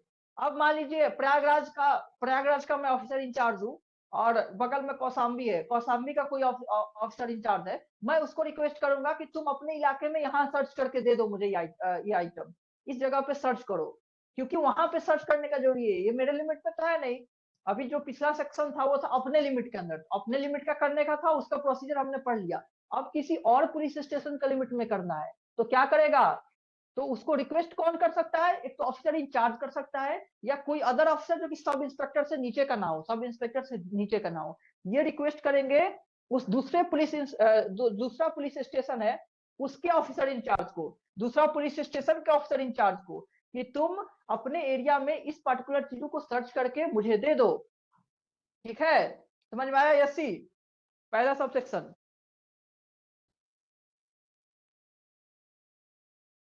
यसी Agarwal. Yes sir, yes sir.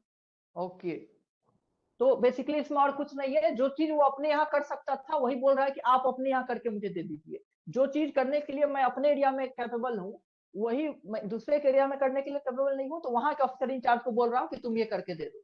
यही सब सेक्शन 1 है। अब सब सेक्शन 2 देखिए।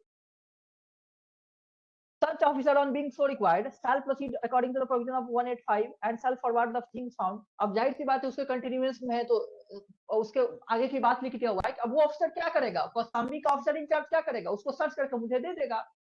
वहां का ऑफिसर सर्च करेगा। कैसे सर्च करेगा? जो अभी पिछला सेक्शन में दिया हुआ था 185 में वही तो दिया हुआ था ना, कैसे सर्च करना है। तो वही अप्लाई होता है सब पे ना, तो उसी प्रोसेस को फॉलो करते हुए वहां सर्च करेगा और जो थिंग्स फाउंड होगा वो मुझे दे देगा, क्योंकि यहाँ उस पर्टिकुलर आइटम की जरूरत मुझे है रिगार्डिंग सम पर्टिकुलर केस जिसका मैं इन्वेस्टिगेशन कर रहा हूँ। ठीक है, तो sub section 2 is very easy. वो सब सेक्शन 1 के ही प्रेजेंस में वो सर्च करके दे देगा। सब सेक्शन 3 देखिए, वो ज्यादा इंपॉर्टेंट है। Whenever there is reason to believe that the delay occasioned by requiring an officer in charge of another police station to cause a search to be made under subsection 1 might result in evidence of the commission of an offence being concealed or destroyed। कह रहा है कि अगर ऐसा लग रहा है कि मैं जाऊं उसका परमिशन लेने तो तब तक इतनी देरी हो जाए कि एविडेंस डिस्ट्रॉय हो जाएगा या छुप जाएगा। मैं रिक्वेस्ट करूंगा जब तक उसके ऑफिसर इंचार्ज से, उस कौशाम्बी के ऑफिसर इंचार्ज से, तब तक एविडेंस ही डिस्ट्रॉय हो जाएगा। जिस चीज के लिए मैं सर्च करना चाहता था वो चीज ही डिस्ट्रॉय हो जाएगी या छुपा दिया जाएगा, तो मिल ही नहीं पाएगा। देन क्या करेगा? देन क्या करूंगा मैं, जो कि इलाहाबाद का क्या हूँ, ऑफिसर इंचार्ज हूँ। It shall be lawful for an officer in charge of a police station or a police officer making an investigation under this chapter to search or cause a search to be made any place in the limit of another police station in accordance with the provision 185 as if such place were within the limit of its own police station। तो कह रहा है तीसरा जो sub section है कि अगर delay से जो है वो एविडेंस जो है वो कंसील हो सकती है, कंसील मतलब छुपाया जा सकता है या डिस्ट्रॉय किया जा सकता है, तो ऑफिसर इंचार्ज क्या कर सकता है? Officer in charge can conduct search in the limit of another police station also. Normal rule क्या था कि अपने लिमिट में सर्च करना है। 185 के अकॉर्डिंग रूल ये था ना कि अपने लिमिट में सर्च करना है, लेकिन यहाँ लिमिट क्रॉस भी कर रहा हूँ, यानी कि मैं प्रयागराज का ऑफिसर इंचार्ज होते हुए भी कौशाम्बी के जो लिमिट है उसमें भी सर्च कर सकता हूँ। कब सर्च कर सकता हूँ? जब मुझे लग रहा है कि कौशाम्बी के ऑफिसर इंचार्ज से जब मैं रिक्वेस्ट करूँ और वो जाके सर्च करे, इतने देर होते होते जो एविडेंस है उसको डिस्ट्रॉय कर दिया जाएगा, उसको कंसील कर दिया जाएगा, देन मैं खुद से ही बिना उसको बताए सर्च कर सकता हूं उसके एरिया में। ठीक है, ठीक है सांभवी? Okay sir. ओके, तो सब सेक्शन 1 था, वो बता रहा था कि अगर करना है किसी और के एरिया में तो उसको बता देना है, वो सर्च कर लेगा। ठीक है, कौशाम्बी में करना है मुझे सर्च तो मैं वहां के ऑफिसर इंचार्ज को बताऊंगा, वो सर्च करके मुझे दे देगा। सब सेक्शन 2 था कि जब मैं बता रहा हूं तो उसको सर्च करना है एक्चुअली में और मुझे दे देना है। सब सेक्शन 3 कह रहा है कि अगर उसको बताने में डिस्ट्रॉय हो जाएगा एविडेंस छुपा दिया जाएगा, मुझे ऐसा लग रहा है, तो मैं क्या करूंगा? खुद से ही जाके सर्च कर लूंगा। आउटसाइड लिमिट भी मैं वहां भी जाकर सर्च कर सकता हूँ। अब सब सेक्शन 4 देखो कि अब मुझे क्या करना है। लिख रहा है कि एनी ऑफिसर कंडक्टिंग ए सर्च अंडर सब सेक्शन 3, मतलब सब सेक्शन 3 के अंदर जो तीसरा वाला पॉइंट जो मैं कर लिया हूँ कौशाम्बी जाकर के बिना बताए, तब मुझे क्या करना है? अब shall forthwith send notice of the search to the officer in charge of the police station within the limits of which such place is situated, and shall also send with such notice a copy of the list if any prepared under section 103। अब देखो sub section 4 कह रहा है कि अगर मैंने search कर ही दिया कौशाम्बी के जाकर के सर्च कर लिया मान लो सक्सेसफुली, तो मैं उसके बाद तुरंत ही बताऊंगा, सबसे पहले नोटिस दूंगा वहां के ऑफिसर इंचार्ज को कि मैंने आपके इलाके में ये सर्च कर लिया है, मैंने आपके इलाके में ये सर्च कर लिया। और साथ साथ अगर मुझे कोई मिला हुआ आइटम, मैंने सर्च सीजर मेमो बनाया हुआ है, वो लिस्ट भी उसको भेजूंगा साथ में कि मैंने आपके इलाके में सर्च किया, वहां मुझे ये चीजें मिली है जो मैं अपने यहाँ ले जाना चाहता हूँ। ठीक है। तो एक तरह से कर लिया सर्च, लेकिन अब सारी इंफॉर्मेशन बता देनी है। पहले नहीं बताया इसलिए क्योंकि उसको वो बताने का प्रोसेस में डिले हो जाता, और जो जिस पर्पज के लिए सर्च कर रहा था वही पर्पज नहीं सर्व हो पाता। लेकिन अब सर्च हो चुका है, अब तो बता सकता है ना। दैट्स वाई सबसेक्शन 4 में बोल रहा है कि सर्च होने के बाद आप जानकारी देंगे सब कुछ का।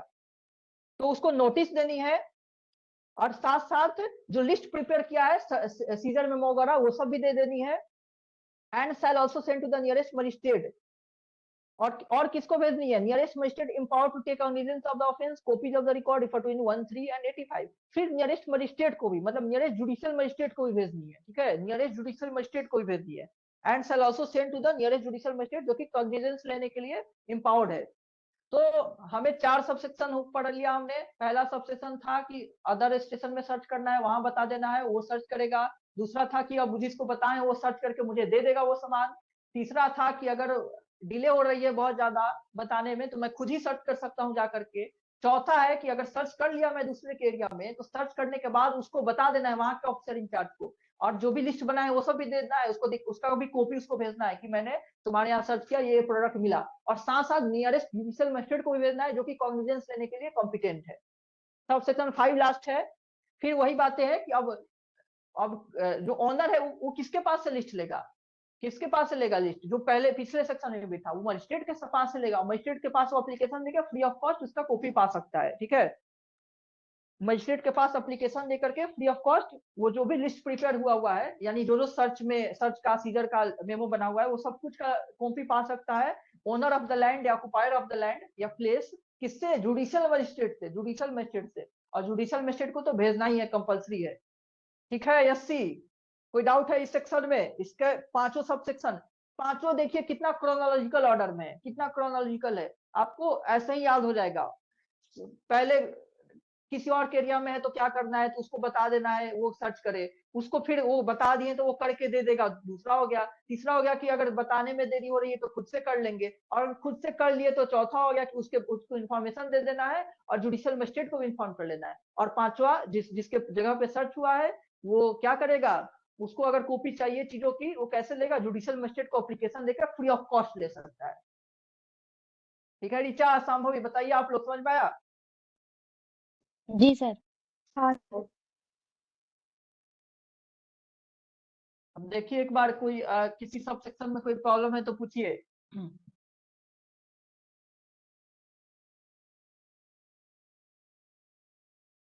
और 167 जो सीआरपीसी का था, इसमें 187 वो बहुत ही इंपॉर्टेंट वो है। सेक्शन 187 या 167, जब 24 घंटे के अंदर इन्वेस्टिगेशन नहीं कंप्लीट होती है तो उसके बाद क्या प्रोसीजर होती है वो पढ़नी है। 187 जो कि 167 था सीआरपीसी का, वेरी वेरी इंपॉर्टेंट। वो हम लोग आगे की क्लास में पढ़ेंगे, उस पर भी बहुत एमसीक्यू पूछी जाती है।